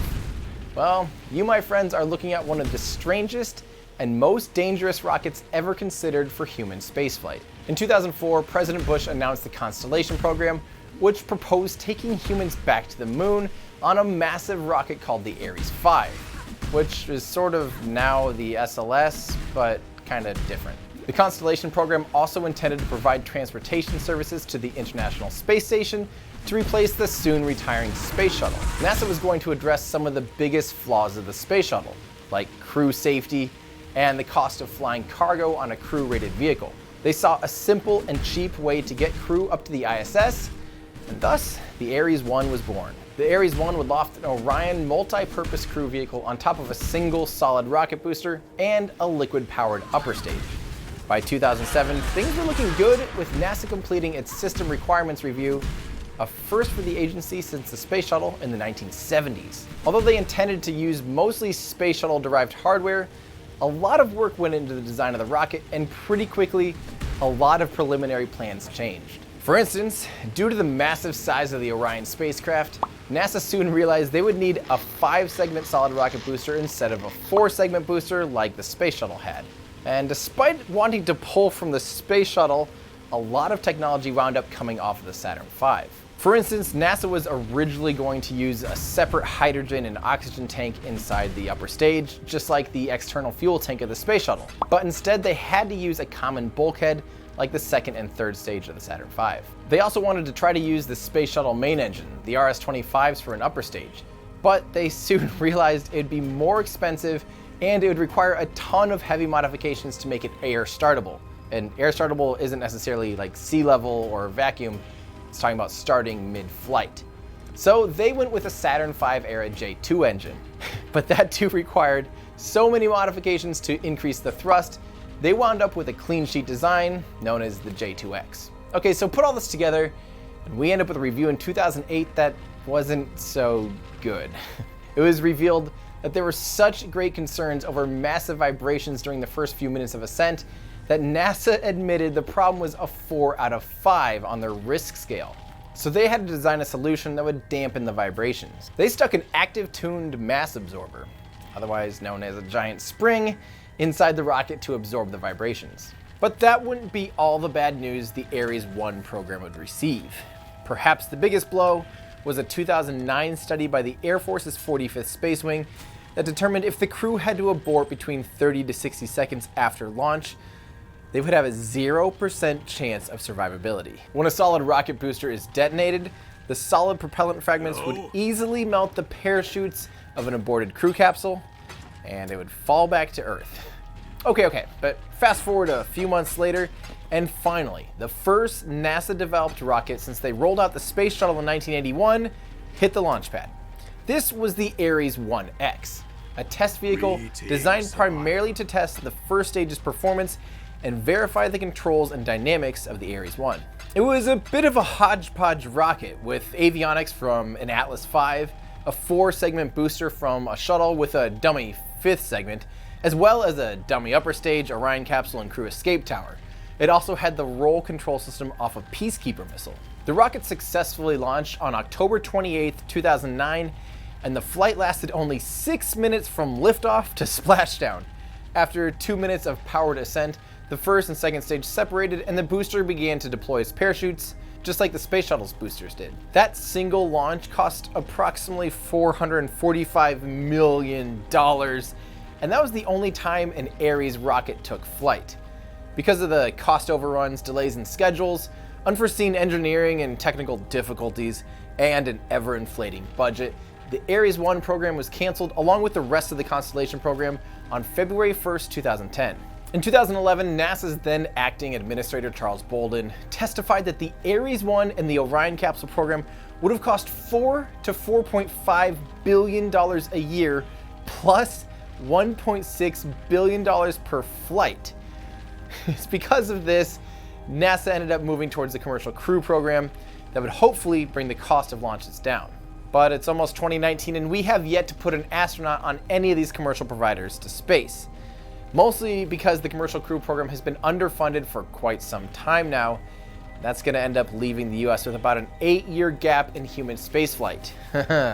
But we're finally almost there. That being said, I'm really glad the Ares 1 was canned, considering how much money it was already costing us, how much money it would have cost per launch, and also how dangerous it was for humans.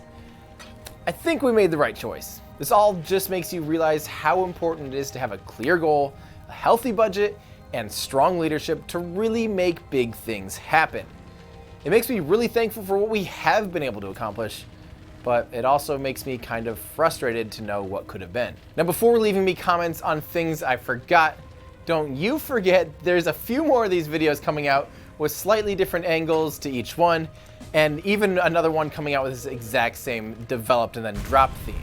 So stay tuned, there's a lot more coming. But let me know in the comments below what other questions you have about canceled programs, rockets, or just spaceflight in general. I owe a huge thanks to my Patreon supporters for helping make this and all other everyday astronaut content possible.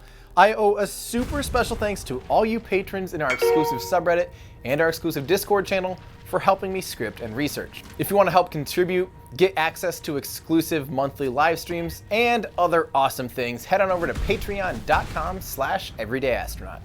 Thank you. While you're online, be sure and check out my brand new web store. I finally have things like stickers and patches, and even these Gridfin Nada coasters. Now, notice they're not a coaster because they have holes in them, making them not very good coasters, but they are drink elevators, and I do promise a drink will be able to stay exactly this high off of any surface you put these on. But while you're there, also click on the music tab under my store. I finally released all my music on every platform you hopefully have asked for. So Spotify, iTunes Music, Google Play, Amazon Music, all that stuff. You can go to everydayastronaut.com/music. You can see links to anywhere it's available. My first 7-song EP called Maximum Aerodynamic Pressure is live now. Give it a listen if you're studying to be a rocket scientist, or you're working on rockets, or you're floating around in space, going on road trips or whatever. It's good background instrumental music, and thank you so much for checking that out. Thanks everybody, that's gonna do it for me. I'm Tim Dodd, the Everyday Astronaut, bringing space down to Earth for everyday people.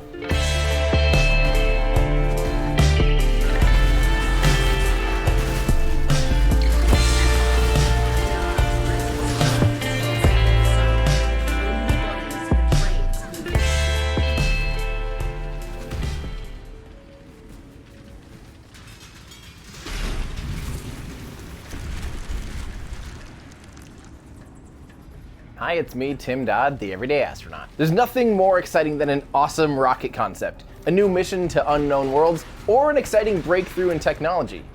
But unfortunately, for every proposal, there's almost an equal amount of cancellations, with only a small handful making it beyond the drawing board. What's even more frustrating is when these concepts actually leave paper. They have thousands of engineering hours put in. Hardware even gets built, billions of dollars invested, and then it gets put on the shelf.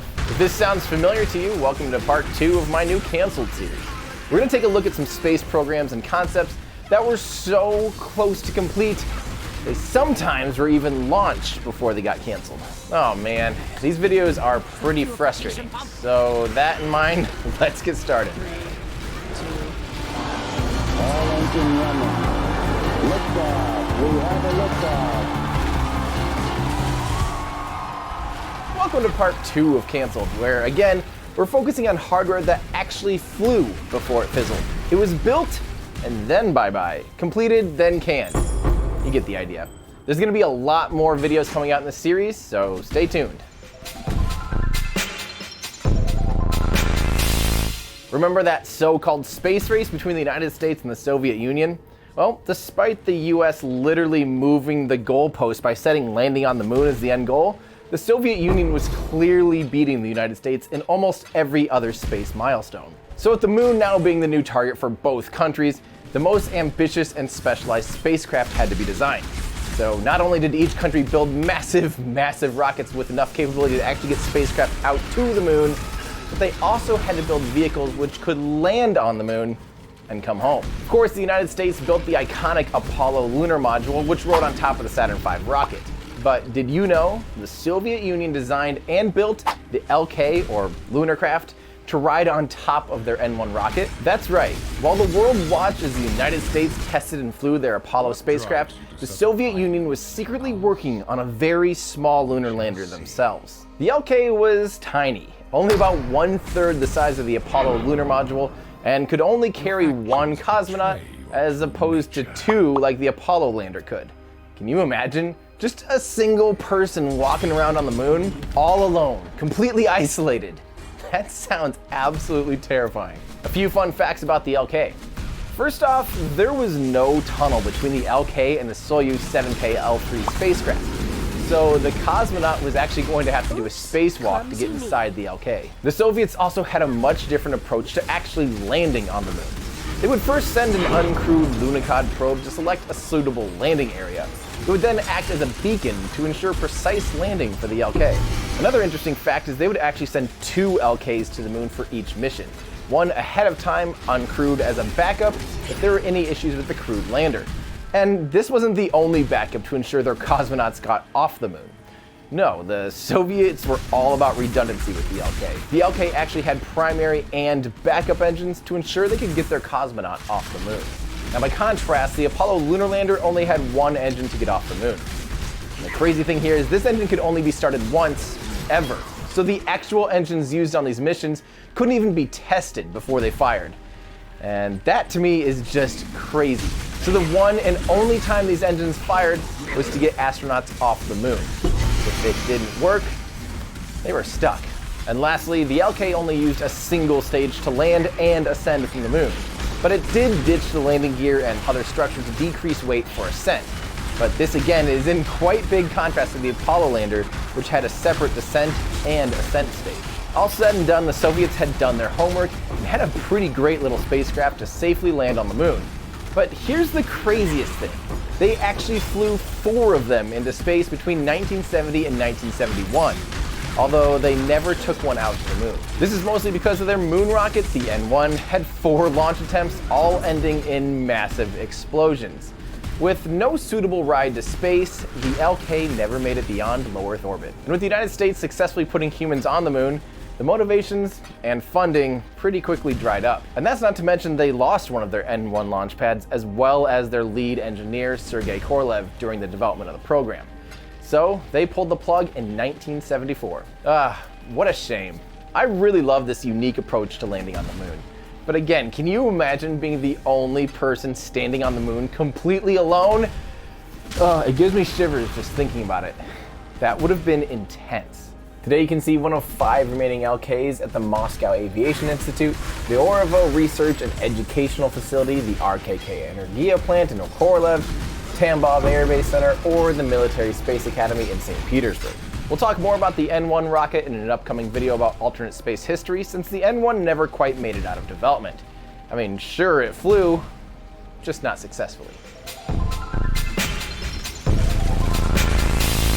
The Delta rocket. Maybe you're familiar with the recently retired and beautiful teal rocket, the Delta II, or perhaps the orangest rocket currently flying, the Delta IV or Delta IV Heavy. Or maybe you're a history buff, remember the Thor Delta or Delta I variants. Lots of Deltas. But what about the Delta III?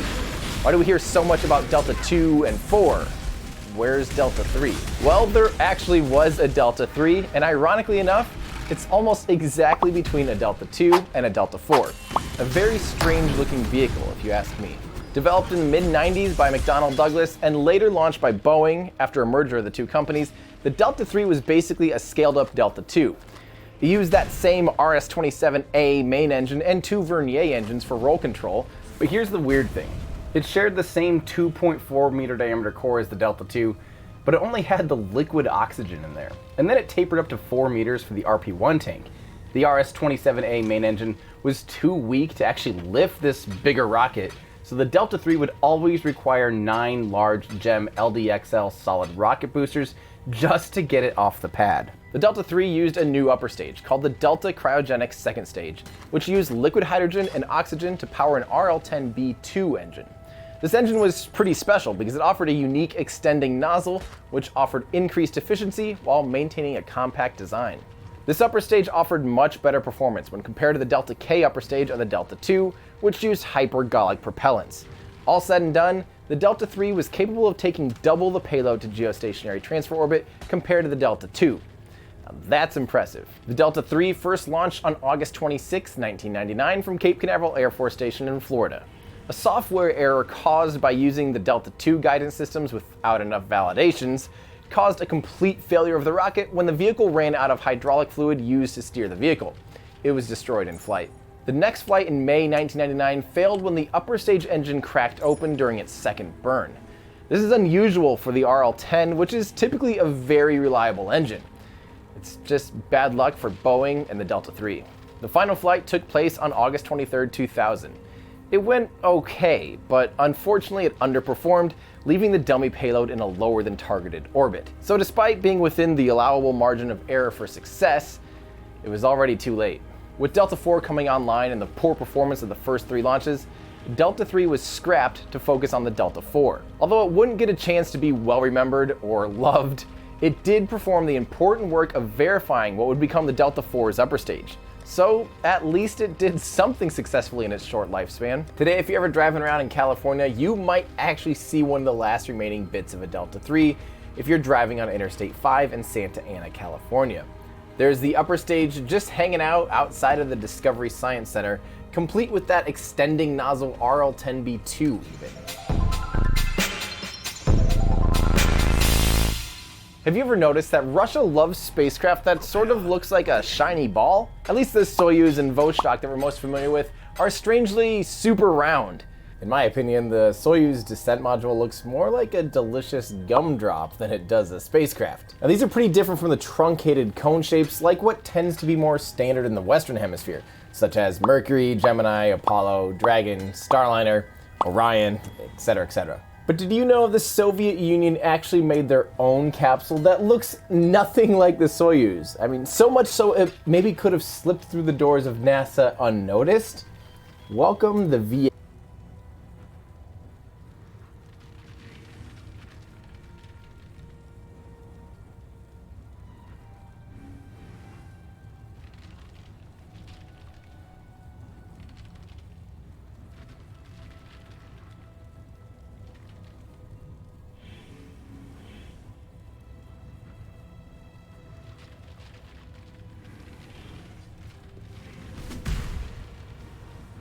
He's retreating deeper into...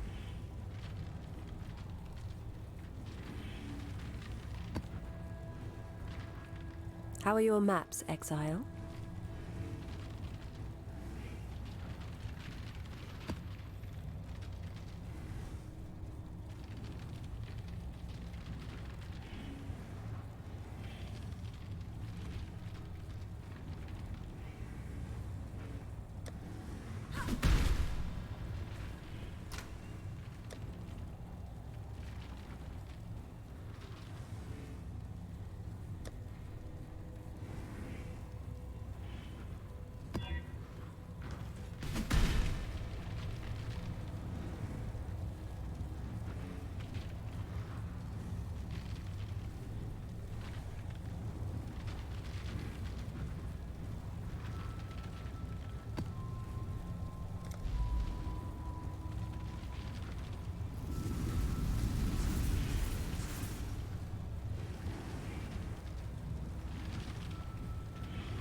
A spacecraft. If the Apollo-Soyuz test project made a baby, the Apollo capsule's genes clearly won out here with the VA. But that's not all. They made the VA, and there was a large functional cargo block called the FGB module, and together they formed the TKS spacecraft. And this thing was quite big. At 13.2 meters long and 4.15 meters wide, the TKS was even larger than the Apollo Command and Service Module and offered a crazy 7.5 times the internal volume. The TKS was almost a mini space station, but it was actually designed to deliver crew and cargo to the Almaz space station, a secret military space station. Despite that entire TKS spacecraft being much larger than the Apollo Command and Service Module, the VA spacecraft itself, that housed up to 3 cosmonauts, was about 30% smaller than the Apollo Command Module. Most of the volume of the entire TKS spacecraft came from that functional cargo block, which had about 37 cubic meters of volume. Now let's compare that to SpaceX's Dragon capsule, which has 10 cubic meters of pressurized volume and about 14 cubic meters of unpressurized volume, for a total of 24 cubic meters of volume. So yeah, this thing was huge. Oddly, the first 8 VA spacecraft flew on just 4 flights. Yeah, that's pretty strange. They would fly them in pairs to test them in varying re-entry conditions from 1976 through 1979. And they even flew 4 missions with the FGB module and VA capsule, making it the complete TKS spacecraft. Despite all 4 missions going perfectly smooth, no humans ever flew on one. It's really quite a shame. It would have been a really cool spacecraft to see in operation. But at least the TKS design went on to become the basic structure for many space station parts, including Mir modules and ISS modules. The last TKS deorbited on February 7th, 1991, is probably one of the most well-developed and successful spacecraft that never got to fulfill its true destiny. If you want to see a VA capsule, you're in luck. These things are kind of littered everywhere, including the Memorial Museum of Cosmonautics in Moscow, the Smithsonian Air and Space Museum in Washington, D.C., the International Space University in Strasbourg, and a few other places. I'm guessing we're all probably pretty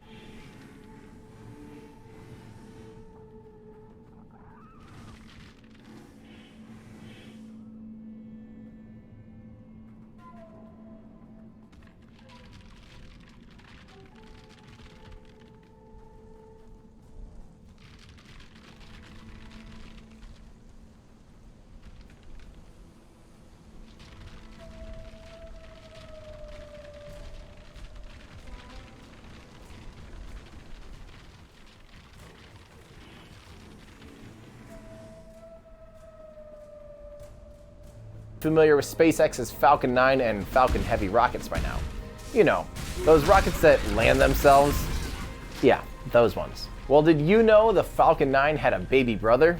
Or actually, I should probably say an older brother, the Falcon 1. The Falcon 1 was the first rocket SpaceX built starting in 2006. It was a two-stage rocket with a Merlin 1A or 1C engine on the first stage, and a little engine known as the Kestrel engine for the upper stage.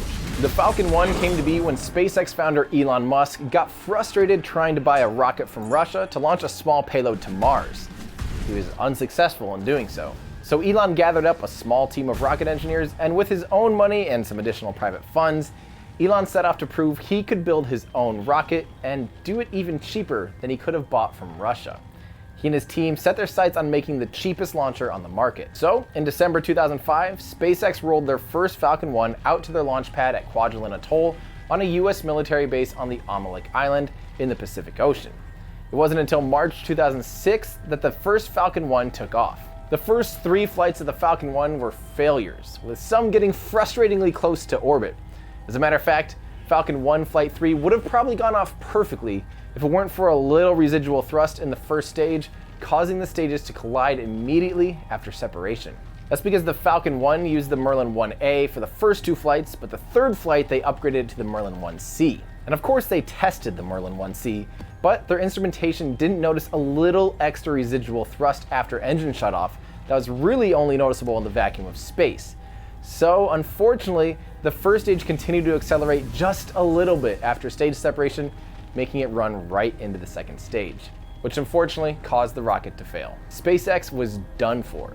They had virtually zero cash to build another Falcon 1 rocket, but they did have confidence that the vehicle required no hardware changes, just a small tweak to the software. So Elon was able to get a few last-minute investments, just enough to scrounge up for one more Falcon 1 flight.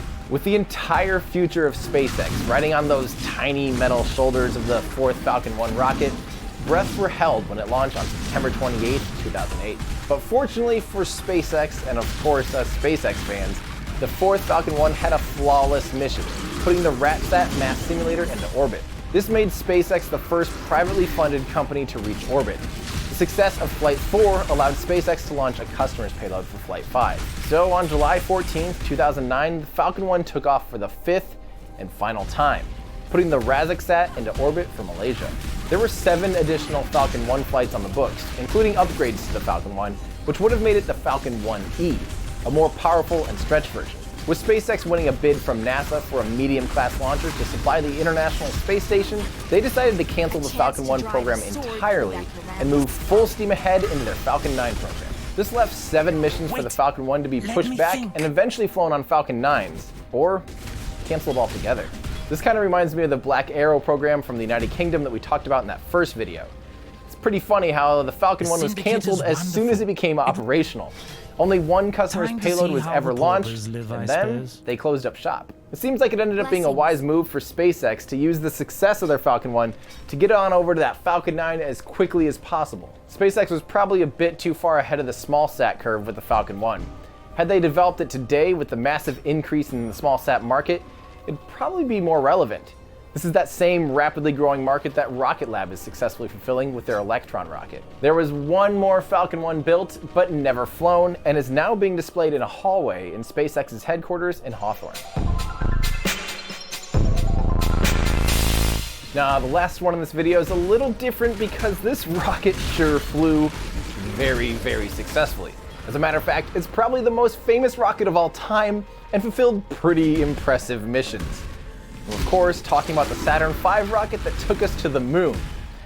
So wait, why is it in this video? Well, like I said, this one is just a little bit different, but it's still a really interesting story. The Saturn V is famous for flying 13 times, 12 of them being a complete success, with 9 missions taking humans out to the moon, 6 of which actually landed on the moon. But did you know there were actually supposed to be 3 more Apollo missions to the moon? And we had already built the Saturn Vs for those missions. Now, we're not going to get into why those Apollo missions were canceled in today's video. That's again for another video about alternate space history. But we'll just say due to budget cuts and changes in direction, Apollo 18, 19, and 20 were canceled. Although 3 Saturn Vs were built for the moon, one of those 3 got put to use by putting Skylab in space. But that leaves 2 other Saturn V's that are legitimate flight hardware in existence today. If you ever get a chance to visit Kennedy Space Center in Florida or Johnson Space Center in Houston, you'll see bona fide Saturn V's that are mostly real flight hardware, built to go to the moon. And there's also 2 full-scale Saturn V's in Huntsville, Alabama, 1 vertical and 1 horizontal. And although neither one is full-blown flight hardware, they're still really, really cool. But fun fact, the horizontal one is the only Saturn V on display that completed a mission. It was the dynamic test vehicle, which was shaken to verify all the engineering of the Saturn V. All other Saturn V's that completed their missions are resting on the bottom of the ocean. So although the dynamic test vehicle wasn't destined for the moon, it's still an incredible display piece. But there's also the last manufactured S1C first stage of a Saturn V sitting outside of Stennis Space Center at the Infinity Science Center in Mississippi. I wanted to end on this one because I think it's bittersweet. Here are some of the most brilliantly complicated, powerful, and massive feats of engineering ever, with more capability than has ever flown before or since, just sitting there, shackled to Earth by the gravity they know they're just capable of breaking free from. But I also think it's kind of beautiful. I mean, sure, I really wish these things could have flown. Put 6 more humans on the surface of the moon on the longest, most science-packed missions we would have ever had. But at the same time, look at this. Now anyone can go see one for themselves. You can even walk underneath or alongside it for a minute or 2 and admire all the incredible hardware developed for these missions. So next time you're planning an upcoming trip, definitely consider stopping by Houston, Huntsville, Stennis Space Center, or Kennedy Space Center and admire the gorgeous Saturn V. I still get speechless every single time I see one. This all just makes you realize how important it is to have a clear goal, a healthy budget, and strong leadership to really make big things happen. It makes me super thankful for what has been accomplished, but also pretty frustrated at what could have been. If you enjoyed this video, don't forget to check out part 1 if you haven't done so already, but also stick around because we have a lot more coming in this canceled series. Let me know what other questions you have about canceled programs, rockets, or just spaceflight in general in the comments below. I owe a huge thanks to my Patreon supporters for helping make all this stuff possible. If you want to help script or research, or gain access to exclusive live streams where you can ask me questions about rockets and stuff, head on over to patreon.com/everydayastronaut. And while you're online, head on over to my brand new web store where I have things like these Gridfin Nada coasters. Notice they're not coasters because they have holes in them. That means the liquid can just drip right through them, but I do promise they'll keep your drink exactly this high off of whatever surface they're on, so they're therefore drink elevators. And while you're there, check out brand new shirts and hats, prints of rocket launches, patches and stickers, and original artwork. Lots of fun stuff on my new shop at everydayastronaut.com/shop. And thanks to you guys, I finally got some of my music available anywhere you listen to music. You can find Maximum Aerodynamic Pressure anywhere. Apple Music, Google Play Music, Spotify, Amazon Music, or even a playlist right here on YouTube. Just search Maximum Aerodynamic Pressure or Everyday Astronaut, and hopefully you'll find it wherever you listen to music. Give it a listen, enjoy. Thanks everybody, that does it for me. I'm Tim Dodd, the Everyday Astronaut, bringing space down to Earth for everyday people.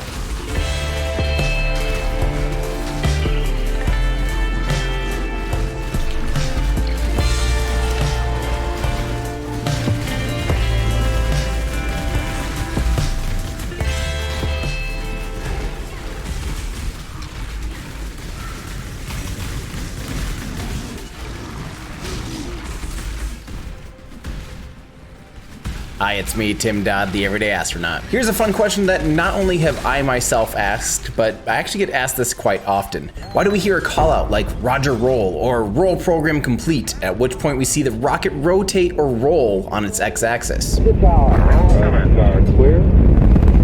12 seconds out, the roll program has commenced. The best example of this, I think, was the space shuttle, which had a really obvious and really dramatic roll program. As soon as it cleared the tower, you can see it making a very impressive and sometimes scary looking roll. Now, a maneuver like this makes sense when a vehicle's asymmetrical, like a space shuttle. But why do cylindrical rockets like a Saturn V or Titan or Atlas or Delta IV, why do they even bother doing a roll? And can't rockets just tip over and go in whatever direction they need to go? Do a little pitch here, a little yaw there. As long as the pointy end is going in the direction it's intended to go, Who cares which side of the rocket is facing the Earth and which side is facing space, right? So today, first we'll define the pitch, yaw, roll, and their corresponding axes on a rocket. Then we're going to dive into why a rocket rolls in the first place, take a look at launch azimuths and their relationships to trajectories, and then we'll look at some unique solutions to orientations, including some rockets that don't roll on ascent to align with their trajectories at all. Let's get started. 3, 2, 1, liftoff. That's one small step for man. This is one of those topics I love, where at first the reason feels kind of perplexing. Then you hear one explanation, you're like, oh, I guess that makes sense. But then you think of some other reasons and learn of all these weird little edge cases and come to find out there's actually a lot to unpack here. And just to clarify things, we're specifically talking about the roll program of rockets and not their gravity turn. These are two totally different things. We're focusing on this, not this. This,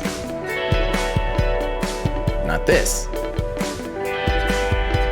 So let's start off with a quick overview of pitch, yaw, and roll and how they correspond on a rocket. You may have heard the terms pitch, yaw, and roll, especially when talking about airplanes. On an airplane, pitch is the nose pulling up or diving down, yaw is the nose going left or right, and roll, you can think of the wingtips going up or down while the nose stays in the same place. With airplanes, it's really easy to define pitch, yaw, and roll because airplanes have really obvious characteristics, like wings, landing gear, a cockpit, and a vertical stabilizer. And you might think, how do you define these dimensions on a cylindrical rocket? Although a rocket is pretty symmetrical, it's still vital to define these dimensions. I mean, otherwise your rocket might go north instead of east or something. So let's take a jetliner and just remove the wings and tail stabilizer. Hey, look, the fuselage kind of looks like a rocket. Perfect. So now we still have our pitch, yaw, and roll.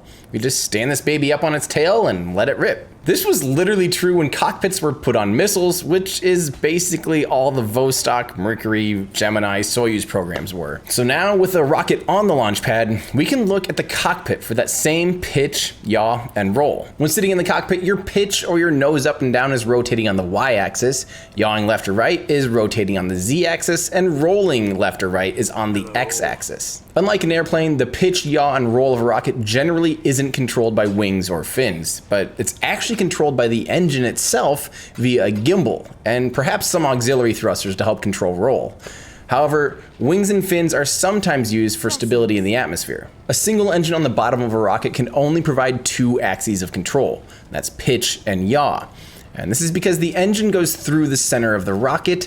Because of that, it can only apply torque on two axes. So in order for most single-engined rockets to have roll control, you'll normally see auxiliary thrusters stuck on the side or the outer perimeter of the rocket. These auxiliary thrusters are called vernier thrusters, and I think they're the most obvious on the original Atlas SM-65A rocket. And there's several vernier thrusters on the bottom of the Soyuz rockets as well.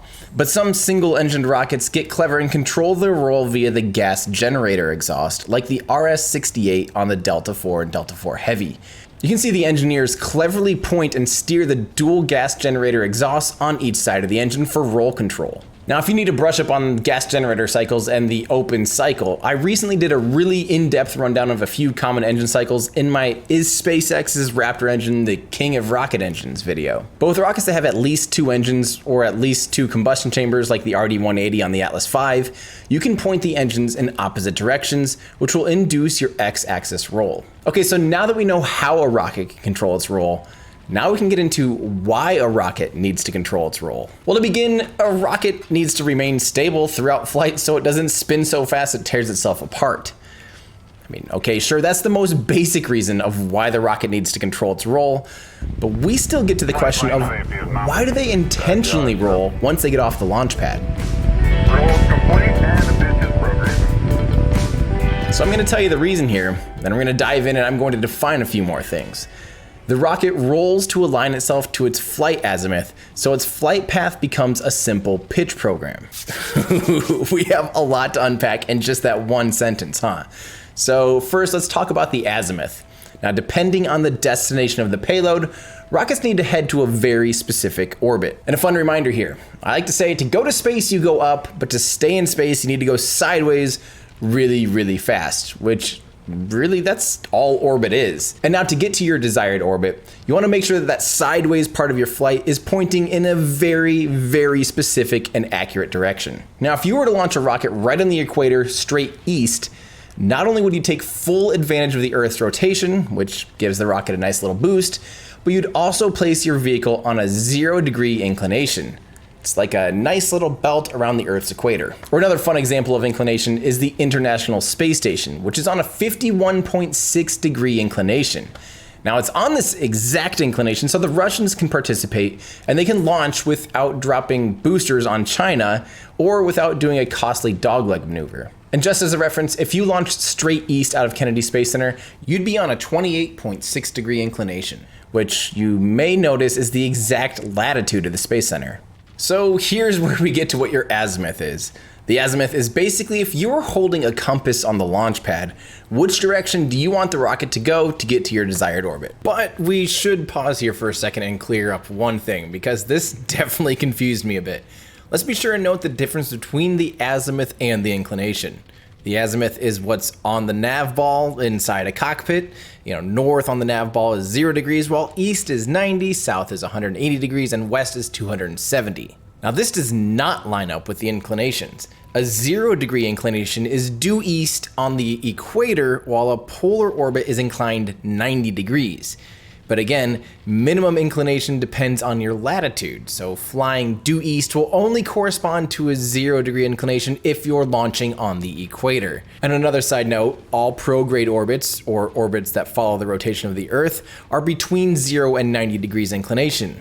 If the rocket is flying south from the equator, it's still between 0 and 90 degrees, because inclination is really just a measure in degrees how far off angle the orbit is from the equator. And of course, it's not quite just as simple as this. If you want to go to 51.6 degrees and rendezvous with the International Space Station, you don't actually point at 51.6 degrees, you actually point at about 45 degrees. But now we're getting into some kind of fun math that takes into account the Earth's rotation and spherical trigonometry, which might be getting a little too far into the weeds for this video. So now that we know that rockets don't all follow the same path to get to space and to their destinations, we're starting to get some of the puzzle pieces as to why they might intentionally roll. For our next clue, we need to look no further than the launch pads themselves. And since we've mentioned rockets like the Space Shuttle and the Saturn V, let's take a look at one of the most famous launch pads in the world. A launch pad that saw lots of launches from both these vehicles, and now SpaceX's Falcon 9 and Falcon Heavy.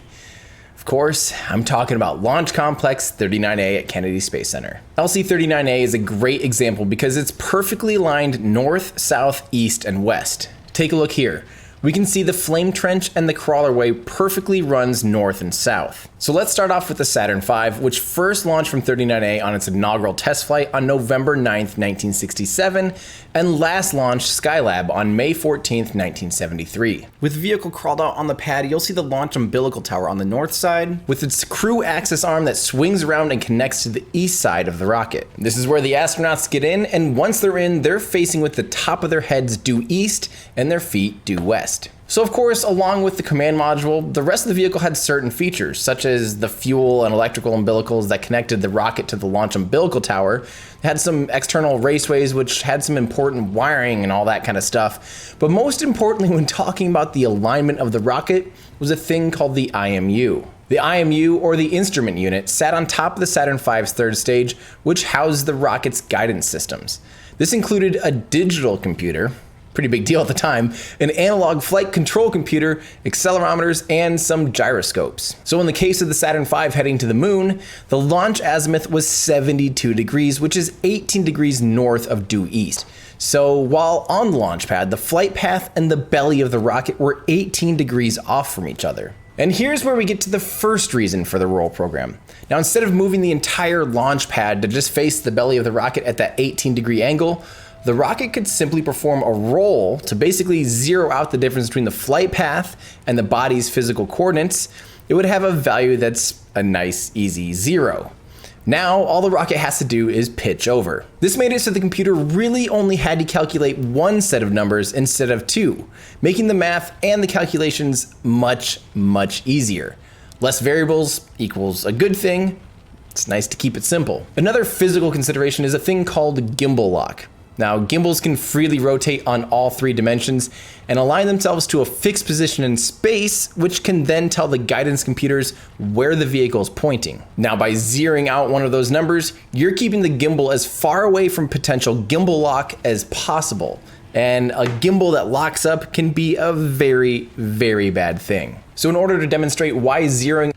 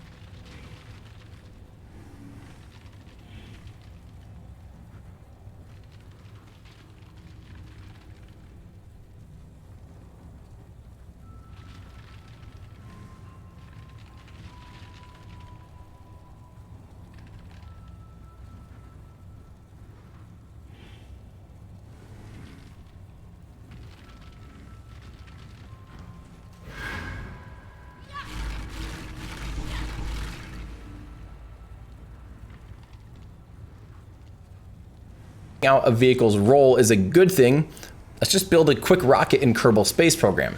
Now by default, when you build a rocket, it's aligned perfectly north, south, east, and west, with pitch aligned north and south and yaw aligned east and west. So to head out on an equatorial 0-degree inclination orbit, you need to press only a single key, the right amount. And in this example, that is the D key, which will yaw over due east.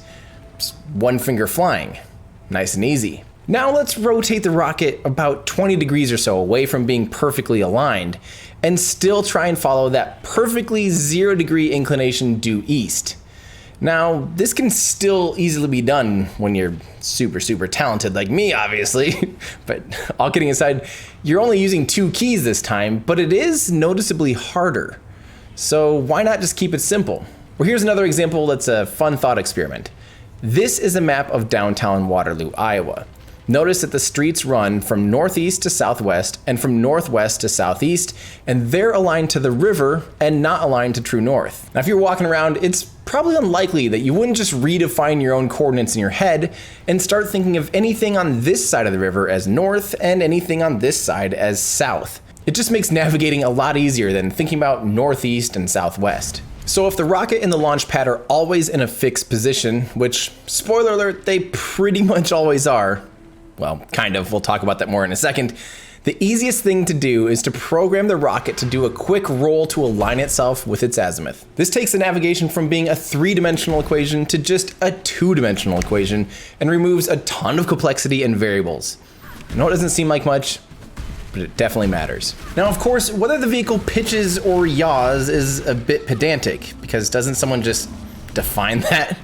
Well, there's still some other important distinctions. Sticking with Apollo, the astronauts' heads were pointing due east on the launch pad. They were actually on the belly of the Saturn V. But here's a fun fact. Do you actually know the command module and the Saturn V had exactly opposite Y and Z coordinates? I don't exactly know why, but I think that's kind of interesting. But this meant when the rocket pitched over, the commander could look out the small port window in the blast protective cover and get a visual reference of their orientation. So by zeroing out the roll, the horizon would appear across the window, which made it easy to use as a reference. This also made it so if the commander saw the ground suddenly coming up or the horizon spinning, they may have considered aborting, or at least had a good visual reference on whether or not that'd be necessary. Another reason why there's usually a defined belly of a rocket is to place the radio antennas and the receivers in the optimal place to have best contact with the ground during ascent. This is especially true with the space shuttle, which if it had ascended with the orbiter on top of the external fuel tank, it would have had a much worse line of sight. While we're talking about the space shuttle, its roll program was even more necessary due to its unique shape. Not only was it structurally the best option for the wings and the struts holding the external fuel tank, but by flying with the orbiter in the wake of the external fuel tank, there was actually a 20% increase in payload capacity. And although most rockets look relatively symmetrical, they almost always have some kind of protruding feature. I mean, take a look at the Saturn V. It had very large bumps and bulges on the outside that definitely aren't insignificant when factoring in the ascent profile. You'll see these areas where additional piping or wiring is housed inside sections called raceways.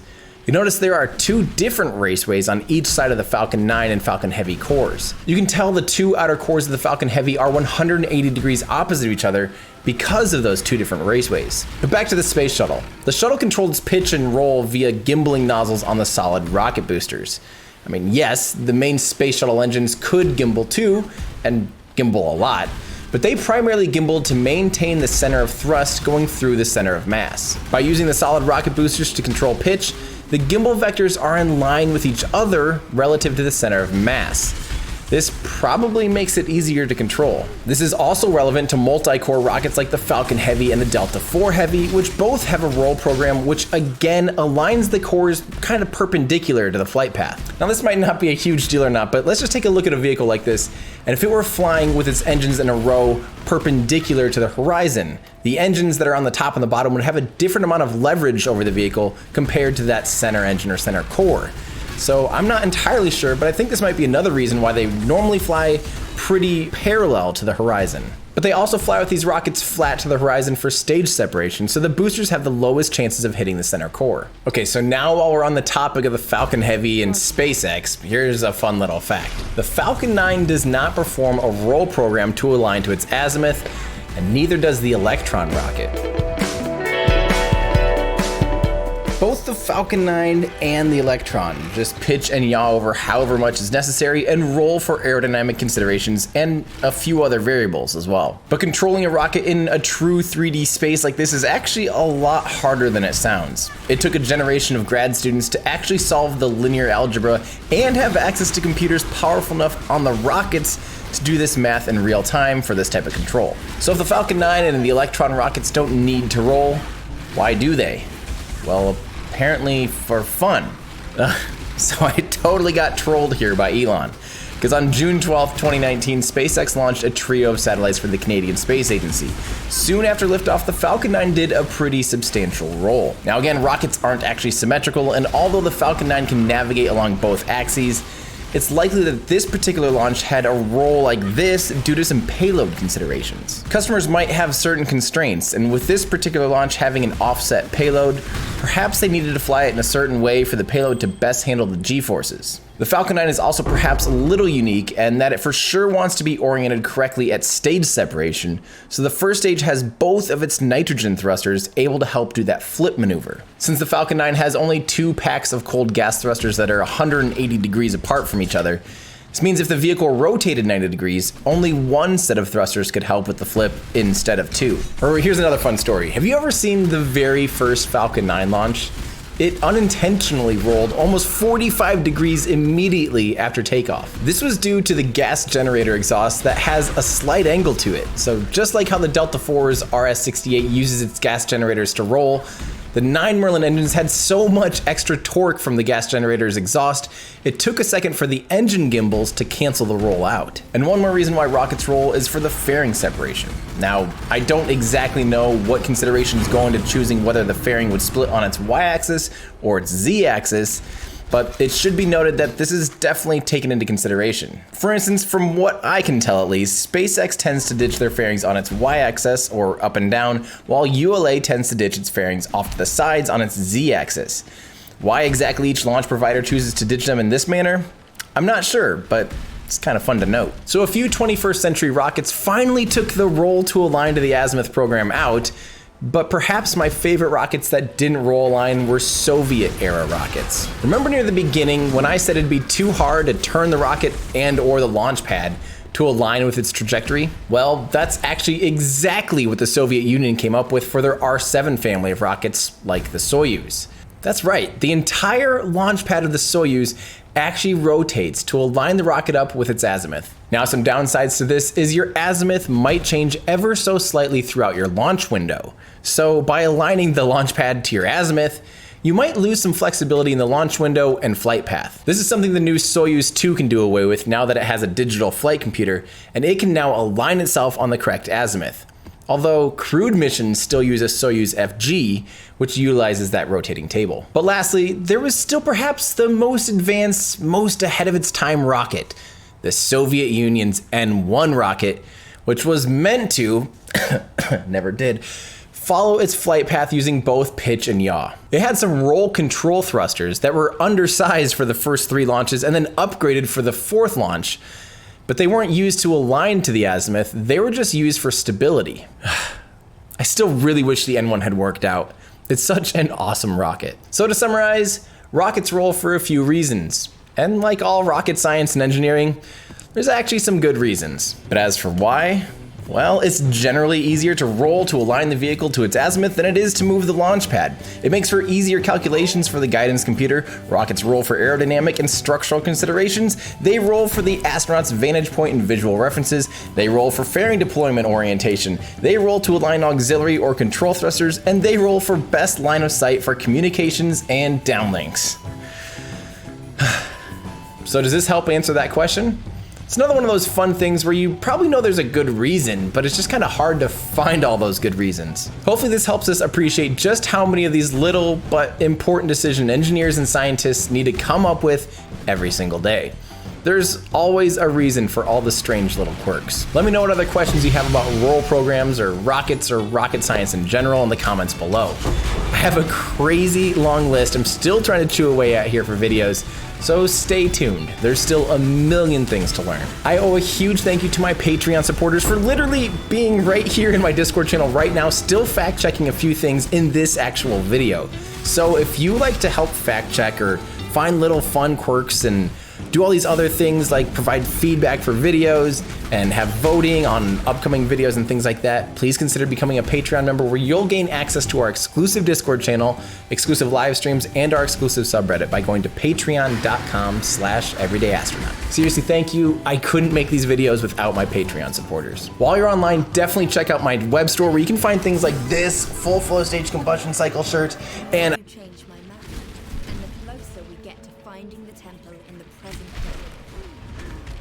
incursion needs proper preparation. Hello and good afternoon. My name is Tim Dodd, and I'm better known as the Everyday Astronaut. But I haven't always been a genuine fake astronaut. As a matter of fact, I used to be, and since 2008, I've actually been a professional photographer, mostly doing weddings all around the world. And what my wedding clients often didn't know is I would sneak a spacesuit in the trunk of the rental car, and then after the wedding, go around and look for cool shot opportunities. And this is fun for me. But let's get started on how exactly I wound up with a spacesuit in the first place, right? I was sitting at my favorite coffee shop in my hometown of Cedar Falls, Iowa, conveniently located as far away from anything space-related as possible. And I'm just sitting there and I see this article that says, you could own a piece of an Apollo spacecraft. And I'm like, yes, I could. So I click on the website. $400,000 is the starting bid. I'm like, no, I can't. Okay. But maybe there is something I could afford. So I, start being smart and scrolling through, looking for things that hadn't been bid on. Lo and behold, what's this? Russian high-altitude survival suit. $330. Let's give it a shot. Next thing you know, a stinky, old, Soviet-era high-altitude flight suit arrives at my doorstep. And what's the first thing you do when you get your first spacesuit? You put it on and take a cool picture. But there's more to this story because I wish it had just gone this smoothly, but unfortunately it didn't go anywhere near that simple. It involved me first excitedly putting on, the jumpsuit portion, which by the way has this thick rubber lining, smells terrible, and is insanely hot. The next part is you shove this neck ring. It feels like you're going through your own birthing process, basically, as an adult every time. It still sucks. Squeeze into that. And then, of course, the next exciting part, as I was super excited to do, put on the helmet and play around with it for a while to figure out how to make it lock. Because unfortunately, there weren't instructions with this used flight suit. And if they were, they would have been in Russian, and that wouldn't have done me much good. Anyway, I eventually figured it out, locked it in place. The second it locked, I go, there you are, ready to revisit the past. I can't breathe. The more you kill, the more Unfortunately, I had no idea how to undo the locking mechanism that I had just locked because it's a one-way thing and you have to know this little trick behind it, which I didn't know. Time to go. So all of a sudden I'm sitting there immediately seeing my premature obituary. Idiot dies alone in spacesuit in his living room. And I finally get smart, with my good brain and things, and I follow the air hose down and I see it has a plug at the end of the air hose, so I undo that, which returns air to my wonderful face, allowing me to be here today. Moral of that story is when you guys get your first spacesuit someday, make sure you have someone with you that knows how to, do the locking mechanism so you don't do what I did. So that's the first time this thing almost killed me. There's never been any more. Yeah. So the next part of this story is when I got invited as a professional photographer to come down here to Florida to shoot a rocket launch at Kennedy Space Center. And of course, as I'm packing, I ask my friends, I send a text message, should I take this spacesuit? And they're like, oh, duh, of course, you gotta take this spacesuit to Kennedy Space Center. I'm like, you're right. So I did. They did not allow me inside to go into the visitor center wearing the spacesuit. I tried different channels of the security, even like, oh, I'm just checking in, like, sorry, you can't bring this. Oh, next person maybe? Nope, no one let me in. So I just stayed outside, no big deal. Got this picture, took one with the meatball. The funny thing about this is, as I'm taking this picture, a line formed because people assumed I was part of the attractions. After literally 20 minutes, I joke, I kid you not, 20 minutes, I stood there. Yep, okay. Next, and it's 80, you guys know, it's Florida, it's 85 degrees. I have this thick rubber lining, this huge spacesuit, and I am sweating literally to the point where I'm about to pass out. And finally, I just realized, okay, stop, I can't. I took off the spacesuit, and it just puddle of sweat. Disgusting, sorry.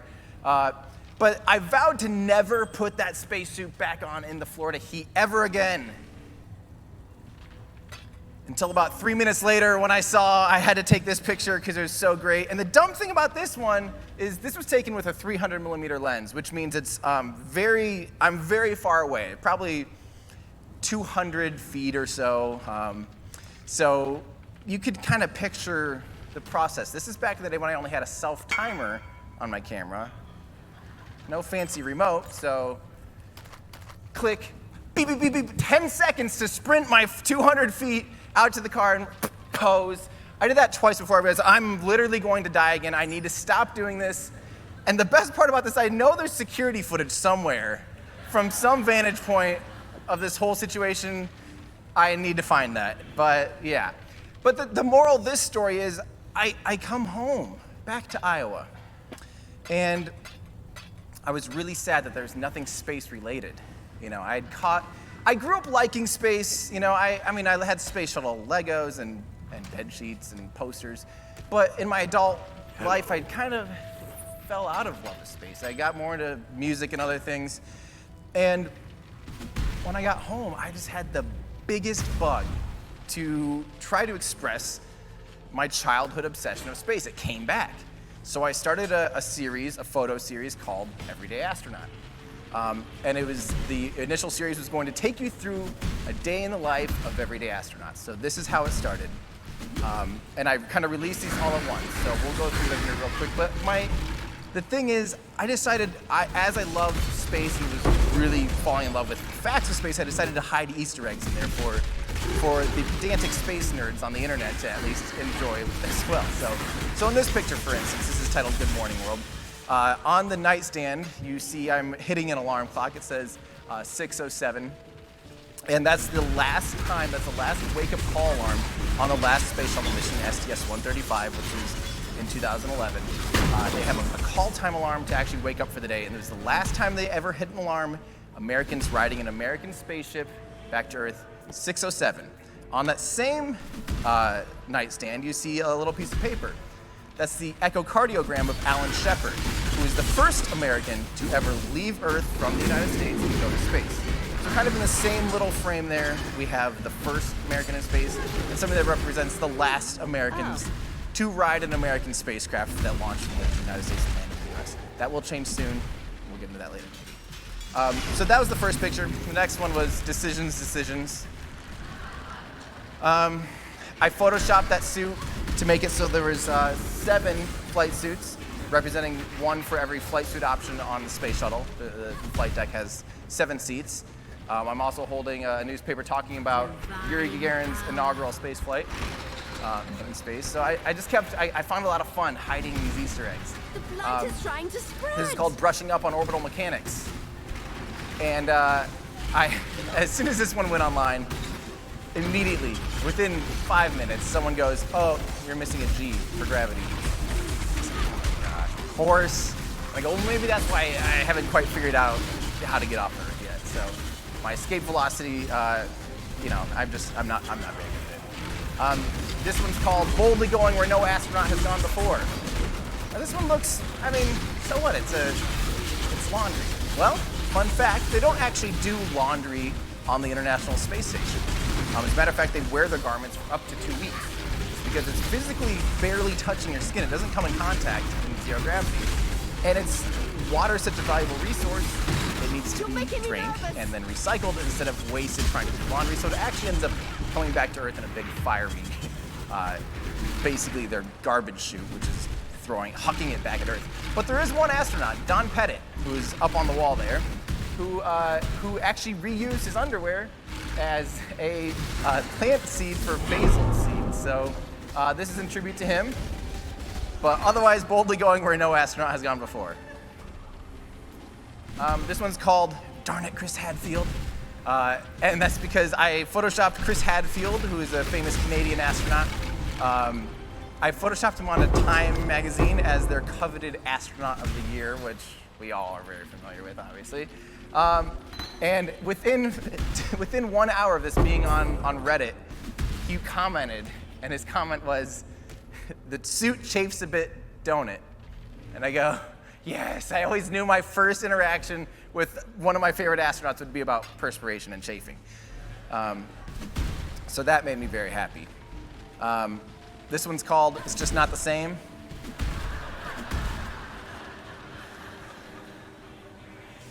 You have to take a certain approach when you walk onto a playground with this weird, mischievous grin on your face, putting on a spacesuit, reassuring all the parents that everything's fine. This one's titled "I Prefer My Ice Cream a la Space," and it's that freeze-dried ice cream that we all see at museum shops. I feel like that's a staple of space food, right? Everyone's familiar with space ice cream, right? Did you know it's only flown once on Apollo 10? So that's why there's the Apollo 10 mission patch sticker hidden in the window somewhere. I can't zoom in here and show you, but trust me, it's there. Apollo 10, they took freeze-dried ice cream up, they opened the bag, and of course, poof, dust everywhere. Dust and sensitive electronics tend to not mix too well, so space ice cream has been no more. But we can still enjoy it here on Earth, obviously. I love it. Have a look at where you're going. This one's called Time to Mow. And the funny thing about this is, a lot of these images have a lot of Photoshop. This one does not. This happened. My friend actually owns a Segway. This is at his parents' house. Best of all, his dad had no idea, but he shows up seeing an astronaut mowing his lawn on a Segway. Yeah, I would have loved to hear him pull up kids. But the other funny thing about this is I was really dumb and actually mowed the entire lawn. Backwards first, from the background to the foreground, which means, if I was smart, I would have mowed the front bit first and then the back bit so you could have seen the difference in height of grass. Instead, I mowed the entire back thing and leave everything but the 5-foot strip in front of me unmowed. Next time I'll do better. This one's called Walking My Dog Laika. Laika's the first dog in space. Don't worry, this is heavily photoshopped. Don't call PETA. This is 3 photographs, me walking, my friend walking his dog with a leash like this, and a drone which looks like it's from 1982 Radio Shack already. This was just in 2014. How has stuff changed that quickly? But yeah, that's that picture. This one's called Testing Out My Solid Rocket Boosters. And the Easter egg in this one is the license plate is Go for TLI, which means Go for Translunar Injection, which is the call out they'd give on Apollo missions, giving permissions that everything was nominal and you're good to go. They will relight the S4B upper stage of the Saturn V rocket, and they'll give it burns enough to give it 5,000 extra meters per second to intercept a rendezvous with the moon. And that's the call out that every astronaut in the Apollo mission they wanted to hear, because if they didn't hear that Go for TLI, they weren't going to the moon. So yeah, kind of a fun one. Now this one, I don't even like to talk about this one. I think I was losing a lot of sleep during this time. And this is the moment when I thought of this picture, I honestly had to have a brief conversation with myself to decide, am I going insane? Am I a serial killer? Like, these are the actual thoughts. This one gets weird. So this one's titled Houston, We Have a Problem. We're all familiar with that, obviously. And that comes from, the Apollo 13 mission, which famously had an anomaly on their way to the moon. And